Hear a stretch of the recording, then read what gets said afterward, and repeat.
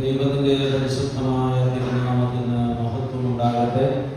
ക്രിസ്തുയേശുവിൽ ഏറ്റവും ബഹുമാന്യരായ വൈദിക സഹോദരങ്ങളെ, ഈ അനുഗ്രഹിക്കപ്പെട്ട വെള്ളിയാഴ്ചയുടെ പ്രഭാതയാമങ്ങളിൽ പലവിധ ഒറ്റപ്പാടുകളുടെ മധ്യേ നിന്ന് വേറിട്ട് കർത്താവ് യേശുമിശിഹായുടെ ശ്രേഷ്ഠതയേറിയ പാദപീഠത്തിൽ ദൈവീക ശ്രദ്ധയിൽ കാതോർക്കുവാൻ പ്രാർത്ഥനാപൂർവ്വം ആഗതരായിരിക്കുന്ന വിശ്വാസികളുടെ സമൂഹമേ, നിങ്ങൾക്കെല്ലാവർക്കും കർത്താവും രക്ഷിതാവുമായ മിശിഹാതമ്പുരാന്റെ പരിപാവനമായ പുണ്യതിരുനാമത്തിൽ സ്നേഹവന്ദനം, പ്രഭാതവന്ദനം അറിയിക്കട്ടെ. ഇന്ന് നമ്മൾ പാഠഭാഗം വായിച്ചത് ശുദ്ധമത വെളിപ്പാട് പുസ്തകത്തിലെ 3-ാമത്തെ അധ്യായത്തിൽ നിന്നാണ്. ആ അധ്യായം തുടങ്ങുന്നത് ഇങ്ങനെയാണ്: ഏഷ്യാമൈനറിലെ 7 സഭകൾക്കുള്ള ദൂതുകളായിട്ടാണ് വെളിപ്പാട് പുസ്തകം 2-3 അധ്യായങ്ങൾ എഴുതപ്പെട്ടിട്ടുള്ളത്. അതിൽ 3-ാം അധ്യായം തുടങ്ങുന്നത് സർദിസിലെ സഭയുടെ ദൂതന് എഴുതുക, സർദിസിലെ സഭയോട് സംസാരിക്കുകയാണ്. സർദിസിലെ സഭ ഇന്ന് നിലവിലുണ്ടോ എന്നൊരു ചോദ്യം നമ്മുടെ മുമ്പിൽ ബാക്കിയുണ്ട്. സർദിസിലെ സഭ അതാണ് ഇന്നിവിടെ ഇരിക്കുന്ന ഈ കൂട്ടം. Hallelujah, hallelujah. ദൈവമക്കളെ, നമ്മളാണ് ഇന്ന് സർദിസിലെ സഭ. നമ്മളോട് ദൈവത്തിൻ്റെ ആത്മാവ് സംസാരിക്കുകയാണ്. എന്താണ് എഴുതുന്നത്? ദൈവത്തിൻ്റെ 7 ആത്മാവും 7 നക്ഷത്രവുമുള്ളവൻ അരുളിച്ചെല്ലുന്നത് എന്തെന്നാൽ, ഞാൻ നിന്റെ പ്രവൃത്തി അറിയുന്നു. ഹല്ലേലൂയ. പിന്നെ പറയുകയാണ്, ജീവനുള്ളവൻ എന്ന് നിനക്ക് പേരുണ്ട്, എങ്കിലും നീ മരിച്ചവൻ ആകുന്നു. അതുകൊണ്ട് ഉണർന്നുകൊള്ളുക, ചാവാറായ ശേഷിപ്പുകളെ ശക്തീകരിക്കുക. ഞാൻ നിന്റെ പ്രവൃത്തി എന്ന ദൈവത്തിന്റെ സന്നിധിയിൽ പൂർണ്ണതയുള്ളതായി കണ്ടില്ല. നമുക്കൊരു നിമിഷം പ്രാർത്ഥിക്കാം. കാരുണ്യവാനായ കർത്താവേ, സ്വർഗ്ഗസ്ഥ പിതാവേ, ഭാഗ്യകരമായ ഈ നല്ല പ്രഭാതത്തിനായി നന്ദിയോടെ സ്തോത്രം. തൃപ്പാദപീഠത്തിൽ അടുത്ത് വരുവാൻ ഇടകളാകുന്ന അടിയങ്ങൾക്ക് ഒരിക്കൽ കൂടെ അവസരം തന്നതിനാൽ നന്ദി. ദൈവമേ, സത്യമായിട്ട് ഞങ്ങൾ വന്നതല്ല, നിങ്ങളെ കൊണ്ടുവന്നതാണ്. കഴിഞ്ഞ രാത്രി എത്രയോ പേരുടെ ജീവിതത്തിൽ അനർത്ഥങ്ങൾ ഉണ്ടായിരുന്നാലും ഞങ്ങളെ ഈ ഉള്ളങ്കരത്തിൽ വഹിച്ച മാറോട് ചേർന്ന് തുടർന്ന് ഈ പ്രഭാതത്തിൽ ഞങ്ങൾ വിളിച്ചുണർത്തുകയും ഉത്സാഹത്തോടെ ഈ പ്രഭാതത്തിൽ ഞങ്ങൾ വ്യാപരിപ്പാൻ ഉപതരികയും ചെയ്തതാണ്. ഞങ്ങളെ സ്തുതിക്കുകയും ദൈവമേ, ഈ കൂടിവരവ് അനുഗ്രഹത്തിനായി ഞങ്ങൾ ഓരോരുത്തരോടും വ്യക്തമായും വ്യക്തിപരമായും ഇടപെടണം. ഞങ്ങളുടെ ഹൃദയങ്ങളോട് വാദിക്കണം, ഞങ്ങളുടെ അന്തരംഗങ്ങളോട് സംവദിക്കണം. ഞങ്ങളെ അവിടുന്ന് ഉണർത്തണം. ദൈവമേ, ഞങ്ങളെ അവിടുന്ന് ശക്തിപ്പെടുത്തണം. ഈ വേദഭാഗത്ത് പറഞ്ഞിരിക്കുന്ന മർമ്മങ്ങൾ ഞങ്ങളെ പഠിപ്പിക്കണം. നിന്റെ കൃപ ഞങ്ങളുടെ മേൽ വ്യാപരിക്കണം. നല്ല ദൈവമേ, പ്രാർത്ഥന കേട്ടുകൊണ്ട് സ്തോത്രം. ഞങ്ങൾ നിനക്കും ഏകജാതനും പരിശുദ്ധാത്മാവിനും സ്തുതിയും സ്തോത്രവും സമർപ്പിക്കുന്നു, ഇപ്പോഴും എപ്പോഴും എന്നേക്കും തന്നെ. ആമേൻ. ദൈവത്തിന് സ്തുതി. ദൈവമക്കളെ, ഇന്ന് കുറെ കൂടെ നിങ്ങൾ എന്നോട് സഹകരിക്കേണ്ടതുണ്ട്. കുറച്ചധികം ചോദ്യങ്ങൾ ഇന്ന് ചോദിക്കുകയും നിങ്ങളിൽ നിന്ന് ഉത്തരം കിട്ടുകയും ചെയ്യേണ്ടതുണ്ട്. ഈ വേദഭാഗം നമ്മൾ പഠിക്കുമ്പോൾ സർദിസിലെ സഭയ്ക്ക് എഴുതുന്ന ദൂതാണ്. ഇന്നത് നമുക്ക് വേണ്ടി എഴുതപ്പെട്ടിട്ടുള്ള ദൂതാണ്. ഈ ദൂതിൽ ഇങ്ങനെ പറയുന്നു, ഞാൻ നിന്റെ പ്രവൃത്തി അറിയുന്നു. Hallelujah, hallelujah. എനിക്ക് നിന്നെ അറിയാം, വളരെ നന്നായിട്ട് എനിക്ക് നിന്നെ അറിയാം. ഇത് ദൈവത്തിന്റെ ഡിക്ലറേഷനാണ്. ജീവിത പങ്കാളിക്ക് നിന്നെ വേണ്ടവണ്ണം അറിയില്ല, പക്ഷെ എനിക്ക് നല്ലവണ്ണം അറിയാം. നിന്നെ നൊന്ത് പ്രസവിച്ച നിന്റെ അമ്മയ്ക്ക് നിന്നെ നല്ലവണ്ണം അറിയില്ല, പക്ഷെ എനിക്ക് നിന്നെ നല്ലവണ്ണം അറിയാം. നിനക്ക് ജന്മം നൽകിയ നിന്റെ അപ്പന് നീ ആരെന്ന് നല്ലവണ്ണം അറിയില്ല, പക്ഷെ എനിക്ക് നിന്നെ നല്ലവണ്ണം അറിയാം. നിന്റെ അമ്മയുടെ ഗർഭപാത്രത്തിന്റെ അടിത്തട്ടിൽ നീ ഒരു ഭ്രൂണമായി രൂപം കൊണ്ട ആദ്യ നിമിഷം മുതൽ എനിക്ക് നിന്നെ അറിയാം. നീ അമ്മയുടെ ഗർഭപാത്രത്തിൽ ഒരു പിണ്ടാകാരമായിരുന്ന കാലത്ത് നിന്ന് നീ വളർന്ന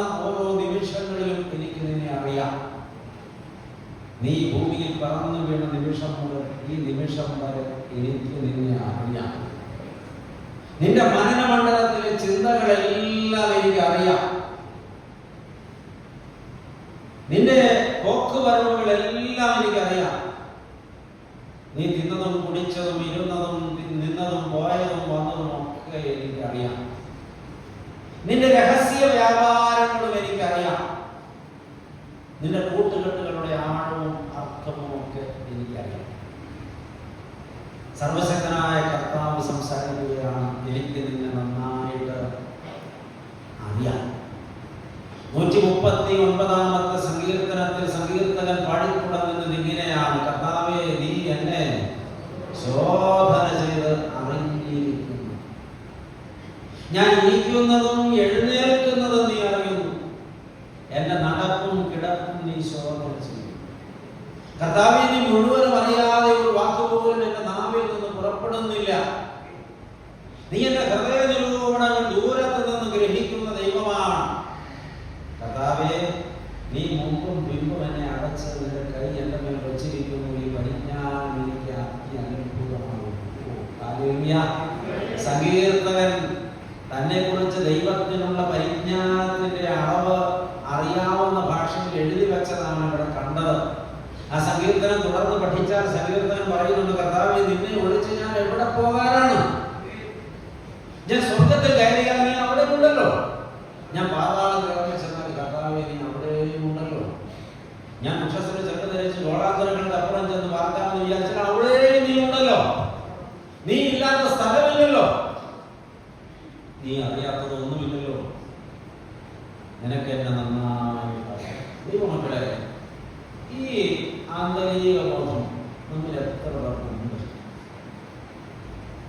എന്റെ കർത്താവ് എന്നെ നന്നായി അറിയുന്നവരാണ്. നമ്മുടെ മക്കളൊക്കെ വല്ല തെറ്റും ചെയ്യുമെന്ന് നമ്മൾ അറിഞ്ഞാൽ നമ്മൾ അവരെ ശാസിക്കും, വേണ്ടി വന്നാൽ ശിക്ഷിക്കും. മുൻപൊക്കെ നന്നായിട്ട് ശാസിക്കുകയും നന്നായിട്ട് ശിക്ഷിക്കുകയും ചെയ്യുമായിരുന്നു. ഇപ്പോൾ ശിക്ഷിക്കാൻ പേടിയാണ്. പ്രതികരണം എന്താണെന്ന് അറിയില്ല. ശാസിക്കാനും പേടിയാണ്. കുഴപ്പമാണ്. ഈ കഴിഞ്ഞ ദിവസം ഇവിടെ ആരും മൊബൈലിൽ വെച്ചിട്ടില്ലല്ലോ. ദൈവങ്ങൾ ഇതാ റെക്കോർഡ് ചെയ്യുന്നുണ്ടോ? അച്ചടക്കമൊന്നുമില്ല. അതെന്റെ എഡിറ്റ് ചെയ്ത സംഖ്യ. ഈ കഴിഞ്ഞ ദിവസം ക്രിസ്മസിന് വൈകുന്നേരം, ക്രിസ്മസിന്റെ അന്ന് വൈകുന്നേരം കുട്ടികളെല്ലാം കൂട്ടുകൂടി എവിടെ പോയി? സന്ധ്യാപ്രാർത്ഥനയ്ക്ക് മകൾ വീട്ടിൽ വന്നില്ല. സന്ധ്യാപ്രാർത്ഥന അപ്പനും അമ്മയും കൂടെ നിർവഹിച്ചു. ഒറ്റ കൊച്ചുള്ളൂ കേട്ടോ. രാത്രി 8 മണിയായി, 9 മണിയായി, 10 മണിയായി, 10:30 മണിയായി, 11 മണിയായി. എവിടെ പോയെന്ന് അറിയില്ല. കൂട്ടുകൂടി പോയതാ. ചെറുക്കന്മാരും പെൺപിള്ളേരും ഒക്കെ ഉണ്ട്. 11:15 മോള് കയറി വന്നു. അപ്പൊ അവൻ പറഞ്ഞു, നീ അവിടെ നിന്നേ. നീ ഇങ്ങനെ കെട്ടഴിച്ചു വിട്ടതുപോലെ നടക്കേണ്ട ഒരു കുട്ടിയല്ല. നിനക്ക് അപ്പനും അമ്മയുണ്ട്. ഞങ്ങളിന്ന് വൈകുന്നേരം മുതൽ നിന്റെ വരവിന് വേണ്ടി കാത്തിരിക്കുകയാണ്. ഫോൺ വിളിച്ചാൽ നീ ഫോൺ എടുക്കില്ല. നീ എവിടെ പോയെന്ന് എനിക്ക് അറിയില്ല. ഈ പോക്ക് ശരിയല്ല. ഈ നിലപാട് അംഗീകരിക്കാൻ പറ്റില്ല. മോളെ, നീ ചെയ്തത് തെറ്റാണ്. ഒരപ്പം പറയണ്ടേ?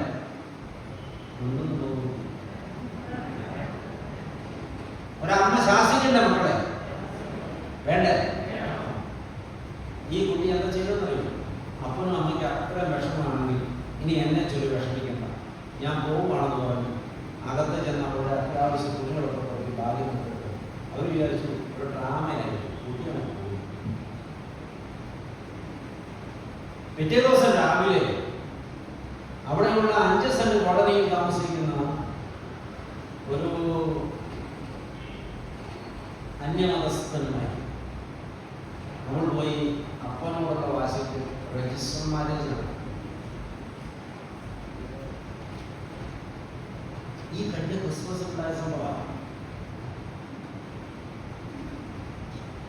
അപ്പൊ മക്കളുടെ കയ്യിലിരിപ്പ് ശരിയല്ല എന്ന് കണ്ടാൽ അപ്പനും അമ്മയ്ക്ക് ശാസിക്കാൻ പോലും ധൈര്യമില്ലാത്തൊരു കാലമാണ്.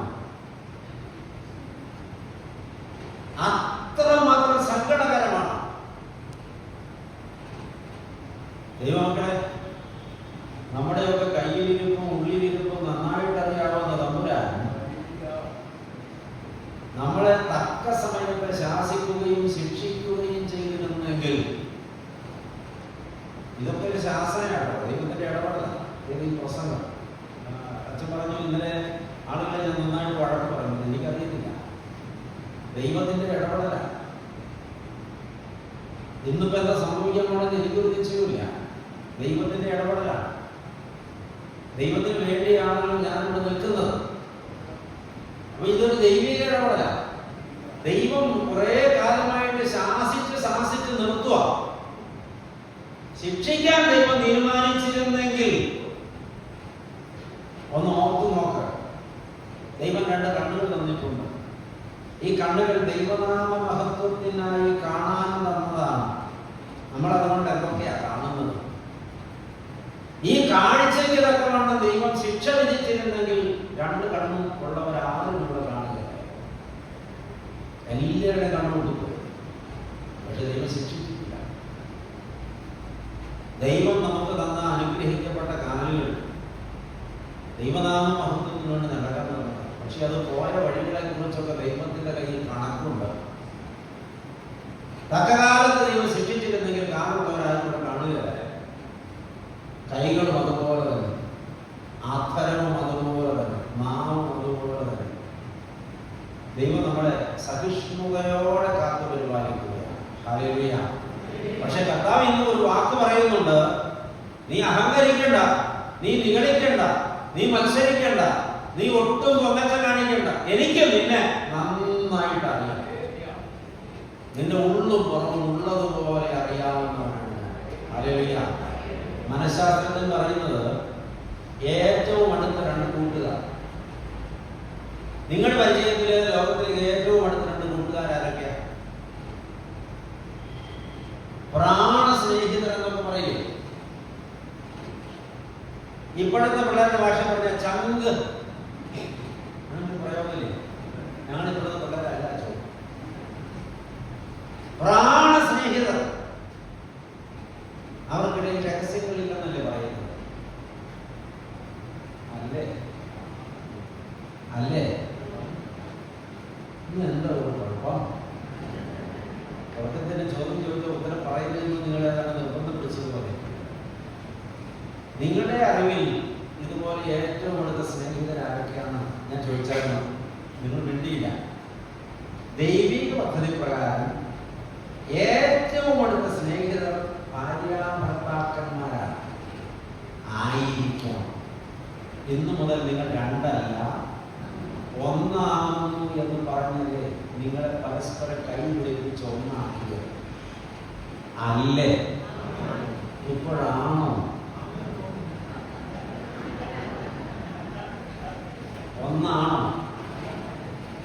ഒന്നാണോ? ഒരാൾ വടക്കോട്ടും ഒരാൾ തെക്കോട്ടുമല്ലേ? കിടക്കുന്നത് പോലും പുറംതിരിഞ്ഞല്ലേ? മുഖത്ത് നോക്കി ചിരിച്ചിട്ട് കാലം എത്രയായി? സ്നേഹത്തോടെ വിളിച്ചിട്ട് കാലം എത്രയായി? സന്തോഷത്തോടെ സംസാരിച്ചിട്ട് കാലം എത്രയായി? എല്ലാവരെ കുറിച്ചും അല്ല കേട്ടോ, മൊത്തത്തിലൊന്ന് വിലയിരുത്തി നോക്ക്. പ്രാണ സ്നേഹിതർക്കിടയിൽ രഹസ്യങ്ങളില്ല എന്നാണ് പറയുന്നത്. പക്ഷെ എന്തുമാത്രം നിഗൂഢതകളാണ് ഭാര്യാഭർത്താക്കന്മാർ സൂക്ഷിച്ചു വെച്ചിരിക്കുന്നത്. എന്തുമാത്രം കാര്യങ്ങളാണ് പങ്കാളിയോട് പറയാതെ നിഗൂഢമാക്കി വെച്ചിരിക്കുന്നത്. എന്തുമാത്രം കാര്യങ്ങളാണ് മനസ്സിലിട്ടുകൊണ്ട് നടക്കുന്നത്. ഏതായാലും ഇത് ഭാഗ്യം. കുറച്ചധികം സ്ത്രീകളും വളരെ കുറച്ച് പുരുഷന്മാരും വന്നിട്ടുണ്ട്. അല്ലെങ്കിൽ ഇന്ന് വീടുകളിൽ ഒരു അപകടം ഉണ്ടാകാൻ സാധ്യതയുണ്ട്.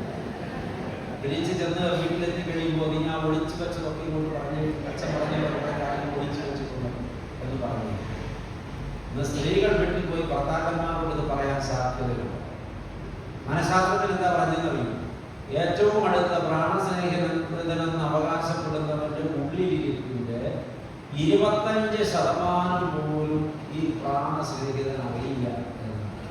75% ഹൈഡ് ചെയ്തിട്ടുണ്ട്. സത്യമാണ്. പക്ഷേ തമ്പുരാൻ 100% അറിയാം. ഹല്ലേലൂയ. എന്നെ നല്ലവണ്ണം അറിയുന്ന ദൈവത്തിന്റെ മുന്നിൽ അത്രേ ഞാൻ ഇരിക്കുന്നത്. ആമേൻ.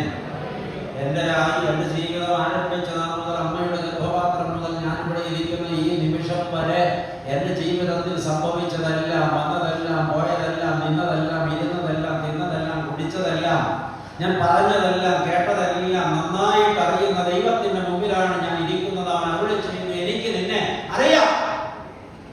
ഞാൻ നിന്നെ നോക്കി, ഞാൻ നിന്നെ കണ്ടു, നല്ലവണ്ണം പഠിച്ചു, എനിക്ക് നിന്നെ ബോധ്യപ്പെട്ടു. നിന്റെ ജീവിതത്തിലെ ചില കുറവുകൾ ഞാൻ കണ്ടെത്തിയിരിക്കുന്ന ഒന്നാമത്തെ കുറവ് ദൈവം സംസാരിക്കുകയാണ് സർവീസിലെ സഭയോട്. ഇന്ന് നമ്മളോട് ഒന്നാമത്തെ കാര്യം, ജീവനുള്ളവൻ എന്ന് നിനക്ക് പേരുണ്ട്. പേരേ ഉള്ളൂ. എന്റെ ദൃഷ്ടിയിൽ നീ മരിച്ചവനാണ്. എന്റെ ദൃഷ്ടിയിൽ നീ മരിച്ചവളാണ്. വചനമാണ്, ദൈവാത്മാവാണ് സംസാരിക്കുന്നത്. വ്യക്തതയോടെയാണ് പറയുന്നത്. ജീവനുള്ളവളെന്ന് നിനക്ക് പേരുണ്ട്. പക്ഷെ എന്റെ കാഴ്ചയിൽ നീ മരിച്ചവനാണ്, മരിച്ചവളാണ്. ദൈവത്തിന്റെ കാഴ്ചയിൽ നമ്മൾ മരിച്ചവരാണ് എന്ന് വചനം പറയുന്നു. ദൈവമക്കളെ, ഒരു ചോദ്യം ചോദിക്കട്ടെ. ഇപ്പോൾ നിങ്ങൾക്ക് ജീവനുണ്ടോ? ഉറക്കം പറയണം. ഉണ്ട്. ആർക്കെങ്കിലും മാറ്റി പറയാൻ തോന്നുന്നുണ്ടോ? ഇല്ല. ഇപ്പോൾ നിങ്ങൾക്ക് ജീവൻ ഉറക്കെ പറയുന്നു. ദൈവം പറയുന്നു നിങ്ങൾ മരിച്ചവരാണ്. നിങ്ങൾ പറയുന്നു നിങ്ങൾക്ക് ജീവനുണ്ട്. ദൈവം പറഞ്ഞതാണോ ശരി, നിങ്ങൾ പറഞ്ഞതാണോ ശരി എന്നാണ് ഈ പരിശോധന. ശ്രദ്ധിച്ചിരിക്കണം. ദൈവത്തിന് തെറ്റ് പറ്റുമോ? അപ്പൊ ആര് പറഞ്ഞതായിരിക്കും ശരി?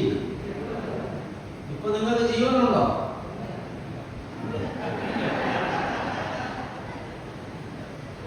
ഉണ്ടെന്ന് പറയാൻ വയ്യ, ഇല്ലെന്ന് പറയാൻ വയ്യാത്ത അവസ്ഥ. അതവിടെ നിൽക്കട്ടെ. എന്താണ് ഈ ദൈവം പറഞ്ഞതിന്റെ പൊരുൾ? നീ മരിച്ചവനാണ്, നീ മരിച്ചവളാണ്. ഈ മരണം എന്ന വാക്ക് വിശുദ്ധ വേദപുസ്തകത്തിൽ ആദ്യമായിട്ട് എഴുതപ്പെട്ടിട്ടുള്ളത് ഉൽപ്പത്തി പുസ്തകം 2-ാം അധ്യായത്തിന്റെ 17-ാമത്തെ തിരുവചനത്തിലാണ്. അവിടുത്തെ സംഭവം രംഗം എന്താണെന്ന് ചോദിച്ചാൽ, സൃഷ്ടാവായ ദൈവം സൃഷ്ടിയായ മനുഷ്യനെ കൂട്ടിക്കൊണ്ടുപോയി ഏദൻ തോട്ടത്തിൽ താമസിപ്പിക്കുന്ന രംഗമാണ്. അവരെ അവിടെ കൂട്ടിക്കൊണ്ടുപോയി താമസിപ്പിച്ച ദൈവം 4 കാര്യങ്ങളാണ് മനുഷ്യനോട് പറഞ്ഞത്. 1, നീ തോട്ടത്തിൽ വേല ചെയ്യണം. 2, നീ തോട്ടത്തെ സൂക്ഷിക്കണം. ഇത് രണ്ടും ദൈവം മനുഷ്യന് കൊടുത്ത ഉത്തരവാദിത്വങ്ങളാണ്, ചുമതലകളാണ്. ആ ഉത്തരവാദിത്വങ്ങൾ ഇന്നും അതുപോലെ മനുഷ്യന്റെ മേലുണ്ട്. ഏതൊക്കെയാണ് ഉത്തരവാദിത്വങ്ങൾ? ഭൂമിയെ സൂക്ഷിക്കുക, ഭൂമിയിൽ വേല ചെയ്യുക. 3ാമത് ദൈവം പറഞ്ഞത്, തോട്ടത്തിലുള്ള എല്ലാ വൃക്ഷങ്ങളുടെയും ഫലം നിനക്ക് തൃപ്തി വരും വരെ ഭക്ഷിക്കാൻ. അതൊരവകാശമാണ്. 3ാമത്തേതൊരു അവകാശമാണ്. എപ്പോഴാണ് ഈ അവകാശം ഉണ്ടാവുന്നത്? 3ാമത് പറഞ്ഞ കാര്യം 1ാമത് എന്റെ ദൈവം പറഞ്ഞില്ല. അവിടെ ഒരു ബോധ്യം നമുക്ക് കിട്ടുകയാണ്. ഒരാൾ തന്റെ ഉത്തരവാദിത്വങ്ങൾ നിർവഹിക്കുമ്പോഴാണ് അയാൾക്ക് ആഹാരം കഴിക്കാനുള്ള അവകാശം കിട്ടുന്നത്. Hallelujah, hallelujah. ഒരാൾ തന്റെ ഉത്തരവാദിത്വങ്ങൾ നിർവഹിക്കുമ്പോൾ മാത്രമേ അയാൾക്ക്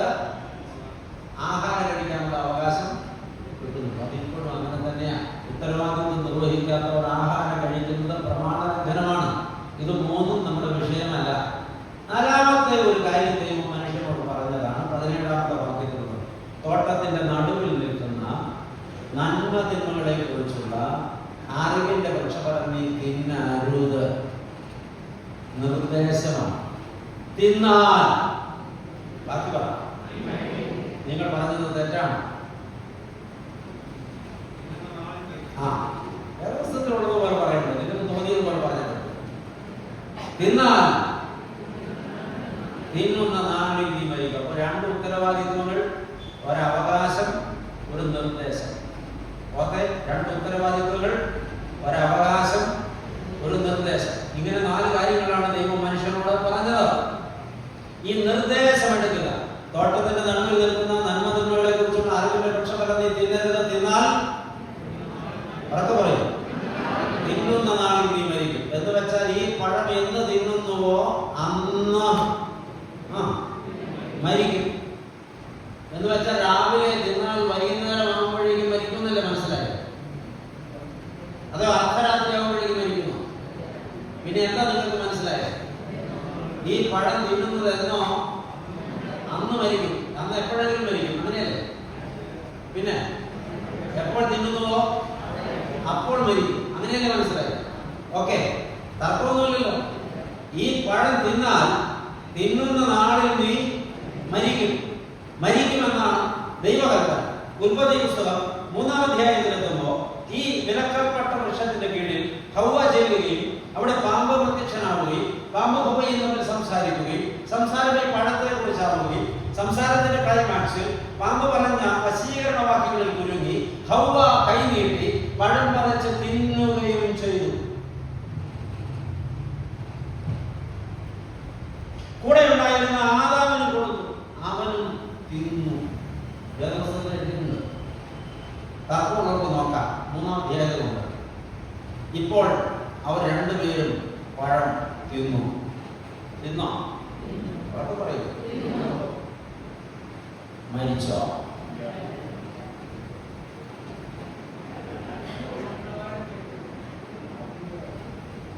കൂടുതലായിട്ട് നിങ്ങളൊന്നും കൂട്ടിച്ചേർക്കണ്ട.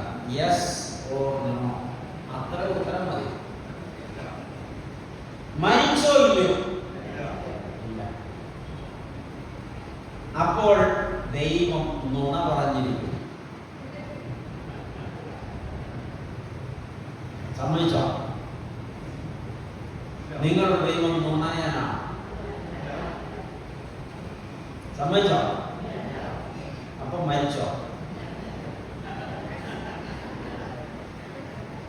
മരിച്ചില്ലെങ്കിൽ ദൈവം നുണയനാണ്. ദൈവം സത്യവാനാണെങ്കിൽ അവർ മരിച്ചു. ഏതെങ്കിലും ഒരു പക്ഷത്തെ നിൽക്കാൻ പറ്റും. മരിച്ചോ ഇല്ലയോ?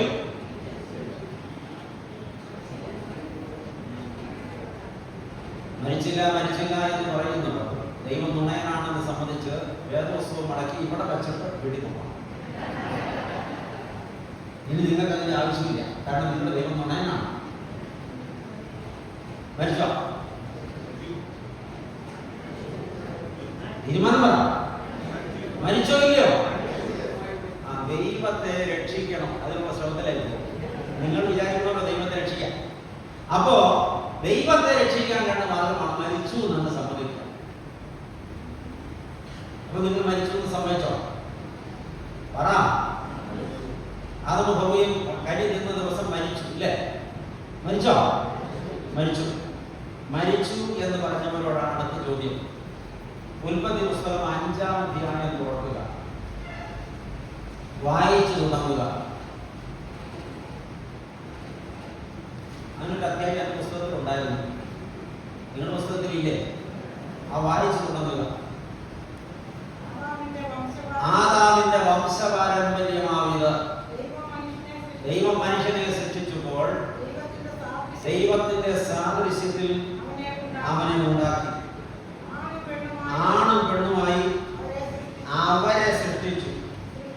സൃഷ്ടിച്ച നാളിൽ അവരെ അനുഗ്രഹിച്ചു. അവർക്ക് ആദാമെന്ന് പേരിട്ടു.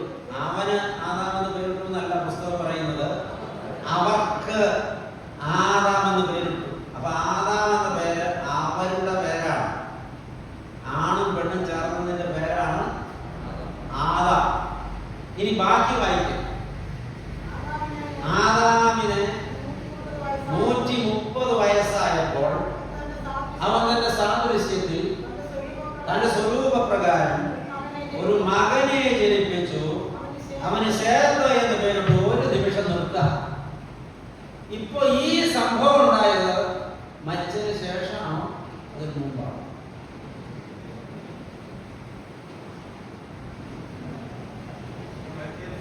മൂന്നാം അധ്യായത്തിൽ ഈ കക്ഷികൾ മരിച്ചു. 5-ാം അധ്യായത്തിൽ 130 വയസ്സായപ്പോൾ ഈ കക്ഷികൾ മോനുണ്ടായി എന്ന് പറഞ്ഞു. ഇവർക്ക് രണ്ടുപേരും. ആദമുൽ ഹവ്വയ്ക്ക് എത്ര മക്കളുണ്ട്?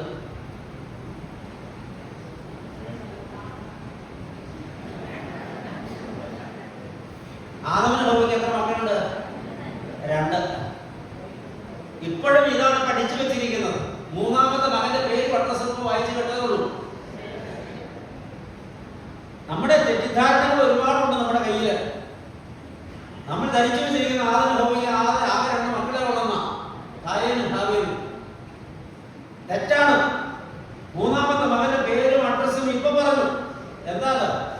അപ്പൊ എത്ര മക്കളായി? അപ്പൊ എത്ര മക്കളുണ്ട്? 3 അല്ല. ഇനി ബാക്കി വായിക്കാം, അങ്ങനെ മനസ്സിലായി. ശേത്തിനെ ജനിപ്പിച്ച ശേഷം ആദാം പിന്നെയും 800 സംവത്സരം കൂടെ, 800 വർഷം, അതാണ് 800 സംവത്സരം കൂടെ ജീവിച്ചിരുന്നു. ഇവിടെ പറഞ്ഞതെന്ന് ജീവിച്ചിരുന്നു എന്നാ പറഞ്ഞത്. അപ്പൊ മരിച്ചായിരുന്നോ? അപ്പൊ നിങ്ങളൊക്കെ കുറച്ച് നേരത്തെ ഉറപ്പിച്ച് പറഞ്ഞത് മരിച്ചു. ജീവിച്ചിരിക്കുക മാത്രമല്ല ചെയ്തത്, പുത്രന്മാരെയും പുത്രിമാരെയും ജനിപ്പിച്ചു. 800 കൊല്ലം കൊണ്ട്. എത്ര എണ്ണം ഉണ്ടായിരുന്നു?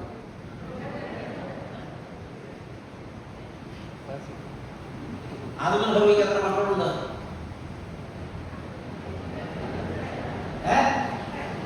ഒരു പഞ്ചായത്തിന്റെ വാർഡ് തന്നെ സ്വന്തമായിട്ടുണ്ട്. എന്റെ ഒരു കാൽക്കുലേഷനിൽ ഒരു 10-200 എണ്ണം കാണും. ചില പഞ്ചായത്ത് ചില ബൂത്തിലൊക്കെ 20 വോട്ടൊക്കെ ഉള്ളു വെച്ചാൽ. ആദാം ഒരു സാമ്രാജ്യം തന്നെയായിരുന്നു. അപ്പൊ നിങ്ങളിപ്പോഴും പറഞ്ഞുകൊണ്ട് നടക്കുന്നത് ആദാമിന് ഹവ്വയ്ക്ക് 2 മക്കളാണ്. തെറ്റല്ലേ? എത്ര മക്കളുണ്ടായിരുന്നു? 200 പറയല്ലേ, കണക്കില്ലാന്ന് പറഞ്ഞാൽ. ദൈവത്തിന് സ്തോത്രം. ദൈവമക്കളെ, ഇവിടുത്തെ ഒരു പ്രശ്നം ബോധ്യപ്പെട്ടോ? ആദാം പിന്നെയും ശേത്തിനെ ജനിപ്പിച്ചു. അത് മരിച്ചതിന് ശേഷമാണ്.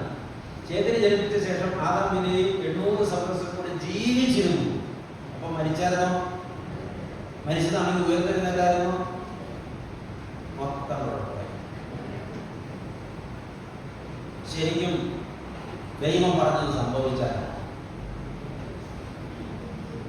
കനി തിന്ന ദിവസം ആദമുൽ ഹവ്വയും മരിച്ചായിരുന്നു. കുഴപ്പമായി. അപ്പൊ മരിച്ചു എന്ന് പറഞ്ഞാൽ അത് തെളിയിക്കാൻ പറ്റാതെ, മരിച്ചില്ല എന്ന് പറഞ്ഞാൽ അത് ദൈവത്തെ കള്ളനാക്കുന്ന പരിപാടിയാണ്. ആകെ കുഴപ്പമായി. എന്നാ പിന്നെ നമുക്ക് യോഗ പിരിച്ചുവിട്ടാലോ? തീരുമാനമില്ലല്ലോ. എന്താ വേണ്ടേ? എന്നോട് കടക്കുവായോ? ഇല്ല. ഇപ്പൊ നിങ്ങൾ ചിന്തിക്കാൻ തുടങ്ങി. നിങ്ങളെ ചിന്തിപ്പിക്കാനാണ് ഇത്രയും സങ്കീർണതകൾ സൃഷ്ടിച്ചത്. നമ്മൾ ഈ വേദപുസ്തകം വായിക്കുമ്പോൾ വരികൾക്കിടയിലൂടെ വായിച്ചാൽ ഇങ്ങനെയുള്ള കാര്യങ്ങളൊക്കെ മനസ്സിലാവും. ഹല്ലേലൂയ. അപ്പൊ ശരിക്കും പറഞ്ഞാല് ദൈവം ഒരിക്കലും കളവ് പറയില്ല. ദൈവം സത്യമേ സംസാരിക്കൂ. ദൈവം പറഞ്ഞത് അച്ചട്ടാണ്, അതിന് മാറ്റമില്ല. അങ്ങനെയാണെങ്കിൽ കനി തിന്ന ദിവസം ആദമും മരിച്ചു, ഹവ്വയും മരിച്ചു. മരിച്ചില്ലെങ്കിൽ ദൈവം പറഞ്ഞത് കളവാണെന്നോ? അത് സാധ്യമല്ല. ദൈവം സത്യം സംസാരിക്കുന്നവനാണ്. സത്യമേ സംസാരിക്കും. അവൻ മരിച്ചു. ഇവിടുത്തെ പ്രശ്നം എന്താണെന്ന് ഞാൻ ഇനി നിങ്ങളോട് പറയാം. മരിച്ചോ ഇല്ലയോ എന്ന് ചോദിച്ചപ്പോൾ നിങ്ങൾക്ക് കൺഫ്യൂഷൻ മുഴുവൻ വരാൻ കാരണം മരണത്തെക്കുറിച്ച് നമ്മുടെ മനസ്സിൽ ഒരു ചിത്രം നമ്മൾ വരച്ചു വെച്ചിട്ടുണ്ട്.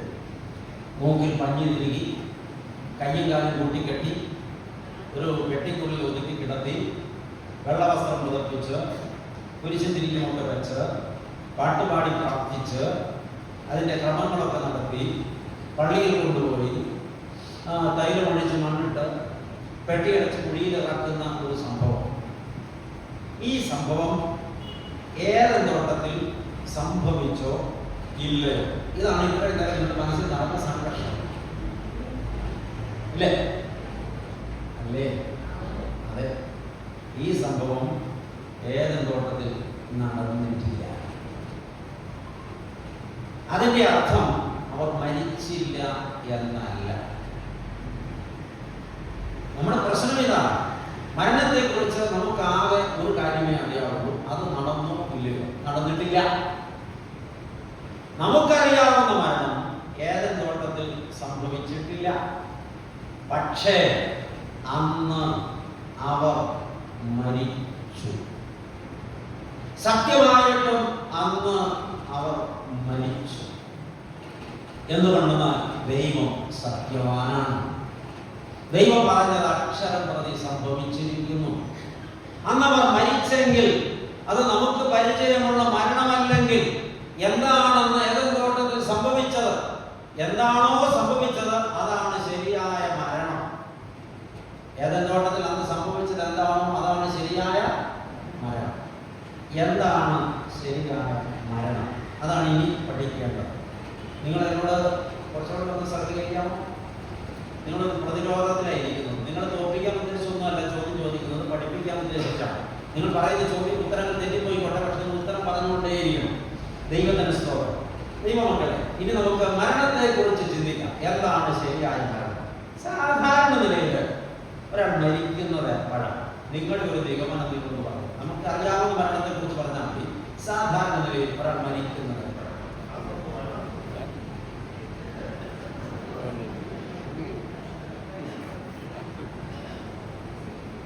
അങ്ങനെയാണെങ്കിൽ നിങ്ങളൊക്കെ അടക്കേണ്ട കാലം പണ്ടേ കഴിഞ്ഞില്ല. അല്ല, ശരിക്കും നമ്മൾ സാധാരണ നിലയിൽ ഒരാൾ മരിക്കുന്നത്, നിങ്ങൾ പറഞ്ഞ ഉത്തരം കറക്റ്റാണ്. അതിലേക്ക് എത്താനുള്ള വഴിയാണ്. പ്രായമാകുമ്പോൾ മരിക്കും. പിന്നെ എപ്പോഴാണ് മരിക്കുന്നത്? രോഗം വരുമ്പോൾ മരിക്കും. പിന്നെ എപ്പോഴാണ് വരുന്നത്? അപകടം സംഭവിക്കുമ്പോൾ മരിക്കും, അറ്റാക്ക് വരുമ്പോൾ മരിക്കും, പനി വരുമ്പോൾ മരിക്കും, കൊറോണ വരുമ്പോൾ മരിക്കും. അങ്ങനെയൊക്കെ ഒരുപാട് പേര് മരിച്ചില്ലേ? മരിച്ചില്ലേ? നമ്മൾ മരിച്ചിട്ടില്ല. പ്രിയപ്പെട്ടവരെ, ഇങ്ങനെയൊക്കെയാണ് നമ്മുടെ മൊത്തത്തിലുള്ള ധാരണ. പ്രായമാകുമ്പോൾ മരിക്കും, രോഗം വരുമ്പോൾ മരിക്കും, അറ്റാക്ക് വരുമ്പോൾ മരിക്കും, ആക്സിഡന്റ് വരുമ്പോൾ മരിക്കും, പനി വരുമ്പോൾ മരിക്കും. എന്നാൽ ഈ പറഞ്ഞത് അത്രയും മുഴുവൻ തെറ്റ. എന്താണെന്നറിയോ? ഇതൊക്കെ സംഭവിച്ചാൽ ആരും മരിക്കില്ല. പ്രായമായാൽ മരിക്കുമെന്ന് വെറുതെ പറയുന്നത്. അങ്ങനെയാണ് ഈ പ്രായമായവരൊക്കെ മരിക്കണ്ടേ? ഇവിടെ കുറെ പ്രായമായവരുടെ ഇരിപ്പുണ്ടല്ലോ.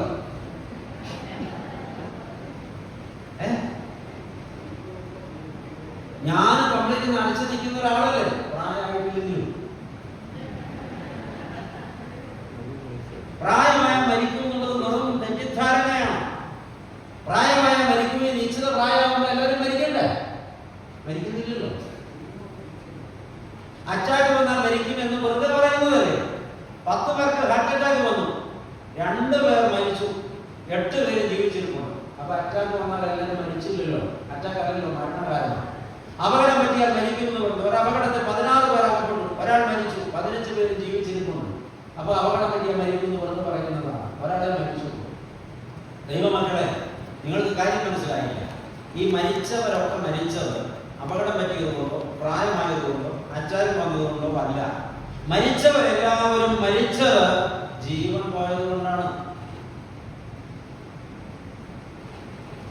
മനസ്സിലായില്ല? മരിച്ചത് എപ്പോഴാണ്? പിടികിട്ടാത്തതുകൊണ്ടാണ് നിങ്ങൾ ഇങ്ങനെ ഇരിക്കുന്നത്. ഒരാൾ മരിക്കുന്നത് എപ്പോഴാ? ജീവൻ പോകുമ്പോഴാ. ജീവൻ പോയാലേ മരിക്കുകയുള്ളൂ. Hallelujah, hallelujah. എപ്പോഴാ ഒരാൾ മരിക്കുന്നത്? ചിലർക്ക് പ്രായം വരുമ്പോൾ ജീവൻ പോകും, ചിലർക്ക് അറ്റാക്ക് വരുമ്പോൾ ജീവൻ പോകും, ചിലർക്ക് അപകടം വരുമ്പോൾ ജീവൻ പോകും, ചിലർക്ക് പനി വരുമ്പോൾ ജീവൻ പോകും. പ്രിയപ്പെട്ടവരെ, അപ്പൊ ജീവൻ പോകുന്നവരൊക്കെ മരിക്കും. മരിക്കുന്നത് എപ്പോഴാ? അതൊരു തത്വമാണ്. അതങ്ങ് അംഗീകരിക്കുക. ഒരാൾ മരിക്കുന്നത് എപ്പോഴാ? ജീവൻ പോകുവാണ്. നമ്മൾ ഇതുവരെ മരിക്കാത്തത് എന്തുകൊണ്ടാ? ജീവൻ പോയിട്ടില്ലാത്തത് കൊണ്ടാണ്. ഹല്ലേലൂയ, ആമേൻ. അപ്പോ ജീവൻ പോയാൽ മരിക്കും.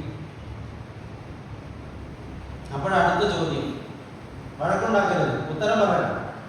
എന്താണ് ജീവൻ? അത് പോകുമ്പോഴാണ് മരിക്കുക. നിങ്ങൾ ആരെങ്കിലും ജീവൻ കണ്ടിട്ടുണ്ടോ? ഉണ്ടെന്നില്ല. ശരിക്കും നിങ്ങൾക്ക് ജീവനുണ്ടോ?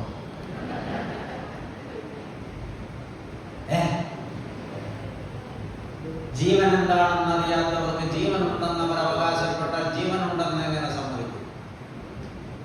എന്താണ് ജീവൻ? ഇനി ഐഡിയ ആർക്കെങ്കിലും ബോധ്യമുണ്ടോ? എന്താണ് ജീവൻ? വെറുതെ വന്നിരിക്കാം. ഈ ചോദ്യത്തിന്റെ ഉത്തരം വേദപുസ്തകത്തിലുണ്ട്. ശുദ്ധമുള്ള യോഹന്നാൻ എഴുതിയ രക്ഷാസുവിശേഷം 11-ാം അധ്യായത്തിലെ 25-ാമത്തെ തിരുവചനം. ഒരു സംഭവം നടക്കുകയാണ്. ബേഥാനിയായിലാണ് നടക്കുന്നത്.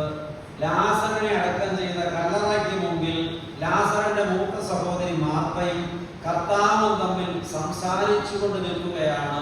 മാർത്തയോട് കർത്താവ് പറഞ്ഞത് എന്തെന്നാൽ, ഞാൻ തന്നെ പുനരുത്ഥാനവും ജീവനുമാകുന്നു. നമ്മുടെ ചോദ്യം എന്താണ് ജീവൻ? യേശു ക്രിസ്തു ഉത്തരം പറഞ്ഞു, ഞാനാണ് ജീവൻ. അപ്പൊ ഉത്തരം കിട്ടി. എന്താണ് ജീവൻ? പറയുകയാണെങ്കിൽ ഉറപ്പിച്ച് പറ. കർത്താവായ യേശു ക്രിസ്തുവാണ് ജീവൻ. ഹല്ലേലൂയ. ഇനി അത് ആവർത്തിക്കപ്പെട്ടിട്ടുണ്ട്. യോഹന്നാൻ എഴുതിയ രക്ഷാസുവിശേഷം 14-ാം അധ്യായത്തിന്റെ 6-ാം തിരുവചനത്തിൽ യേശു കർത്താവ് ആവർത്തിക്കുന്നു, ഞാൻ തന്നെ വഴിയും സത്യവും ജീവനുമാകുന്നു. മനപ്പാടം പഠിച്ചു വെച്ചിട്ടുണ്ട്, പക്ഷെ ചോദിച്ചപ്പോൾ ഉത്തരം ഉണ്ടായില്ല. ദൈവത്തിന് സ്തോത്രം. പ്രിയപ്പെട്ടവരെ, എന്താണ് ജീവൻ? വേദപുസ്തകം അടിവരയിടുന്നു, കർത്താവായ യേശു ക്രിസ്തുവാണ് ജീവൻ. ഹല്ലേലൂയ. അപ്പൊ ഒരാൾ മരിക്കുന്നത് എപ്പോഴാ? ജീവൻ പോകുമ്പോഴാണ്. ജീവൻ എന്താ? കർത്താവായ യേശു ക്രിസ്തുവാണ്. എങ്കിൽ ശരിക്കും ഒരാൾ മരിക്കുന്നത് എപ്പോഴാണ്? യേശു ക്രിസ്തു ജീവിതത്തിൽ നിന്ന് നഷ്ടപ്പെടുമ്പോഴാണ്. ഈ യേശു ക്രിസ്തു ആരാ? നമ്മുടെ രക്ഷകനാണ്. ഉത്തരം ശരിയാണ്, പക്ഷെ ഉദ്ദേശിച്ച ഉത്തരം കിട്ടില്ല. യേശു ക്രിസ്തു ആരാ?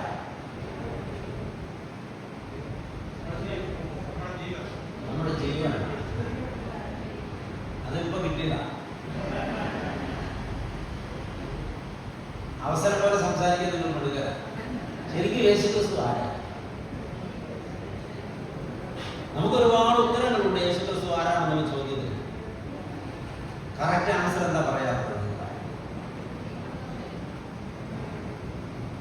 യോഹന്നാൻ എഴുതിയ രക്ഷാസുവിശേഷം 1-ാം അധ്യായം വായിച്ചു തുടങ്ങും. ആദിയിൽ വചനം ഉണ്ടായിരുന്നു, ലോഗോസ്. വചനം ദൈവത്തോട് കൂടെയായിരുന്നു, വചനം ദൈവമായിരുന്നു. 14-ാമത്തെ വാക്യം, വചനം ജഡമായി തീർന്നു, കൃപയും സത്യവും നിറഞ്ഞവനായി നമ്മുടെ ഇടയിൽ പറഞ്ഞു. അവനെ വിളിച്ച പേരാണ് യേശു ക്രിസ്തു. അപ്പോൾ എന്താ വചനം പറഞ്ഞത്? ആദിയിൽ വചനം ഉണ്ടായിരുന്നു, വചനം ദൈവത്തോട് കൂടെയായിരുന്നു, വചനം ദൈവമായിരുന്നു. അപ്പോൾ യേശു ക്രിസ്തു ശരിക്കും ആരാ? ഇന്ന് പലർക്കും അത് അറിയാൻ പാടില്ല. ആളുകളോട് ചോദിച്ചപ്പോൾ ദൈവപുത്രനാണ്, അവൻ സാക്ഷാൽ ദൈവമാണ്. ഹല്ലേലൂയ. ദൈവത്തിലെ രണ്ടാമത്തെ ആളത്വമായ യേശു ക്രിസ്തു പൂർണ്ണ ദൈവമാണ്. അപ്പോൾ യേശു ക്രിസ്തു ദൈവമാണ്. അവനാണ് പറഞ്ഞത് ഞാനാണ് ജീവൻ എന്ന്. അപ്പോൾ യേശു ക്രിസ്തുവാണ് ജീവൻ എങ്കിൽ സാക്ഷാൽ ദൈവമാണ് ജീവൻ. ഹല്ലേലൂയ. ഈ ദൈവമാണ് ജീവൻ എന്ന പരമാർത്ഥം നിലനിൽക്കുമ്പോൾ ഒരു മനുഷ്യന് ദൈവത്തോട് ബന്ധമുണ്ടെങ്കിൽ, കൂട്ടായ്മയുണ്ടെങ്കിൽ ആ വ്യക്തിക്ക് എന്തുണ്ട്? ജീവനുണ്ട്. ഒരു വ്യക്തിക്ക് ദൈവവുമായി ബന്ധമില്ലെങ്കിൽ, കൂട്ടായ്മയില്ലെങ്കിൽ, ആ വ്യക്തി ദൈവബന്ധത്തിൽ നിന്ന് വേർപിരിഞ്ഞെങ്കിൽ ആ വ്യക്തി മരിച്ചു. ആ വ്യക്തിക്ക് ഇപ്പോൾ എന്തില്ല? ജീവനില്ല. ഏദൻ തോട്ടത്തിൽ എന്താണ് സംഭവിച്ചത്? ജീവനാകുന്ന ദൈവവുമായി നിരന്തര കൂട്ടായ്മയിലായിരുന്നു ആദ്യ മനുഷ്യൻ.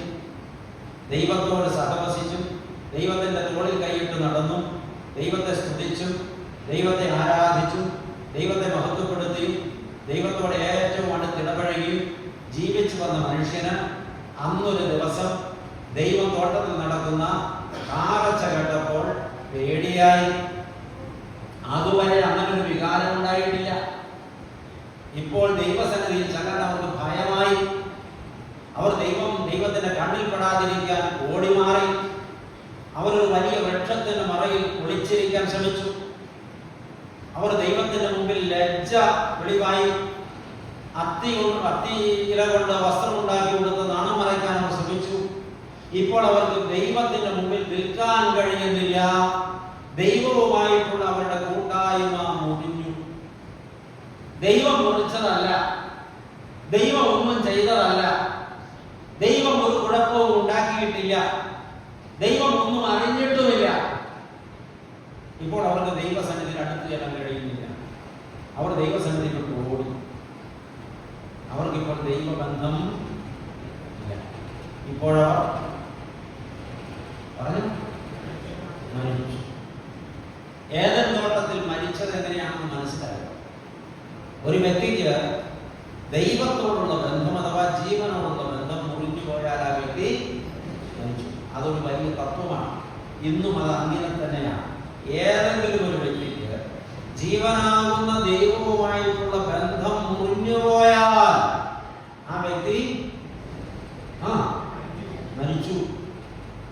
മരിച്ചു, തർക്കം വേണ്ട. അതുകൊണ്ടാണ് റോമാലേഖനം 6-ാം അധ്യായത്തിന്റെ 23-ാമത്തെ തിരുവചനത്തിൽ അപ്പോസ്തലനായ പൗലോസിലൂടെ ദൈവത്തിന്റെ പരിശുദ്ധാത്മാവ് അരുളി ചെയ്തത് പാപത്തിന്റെ ശമ്പളം മരണമത്രയാകുന്നു.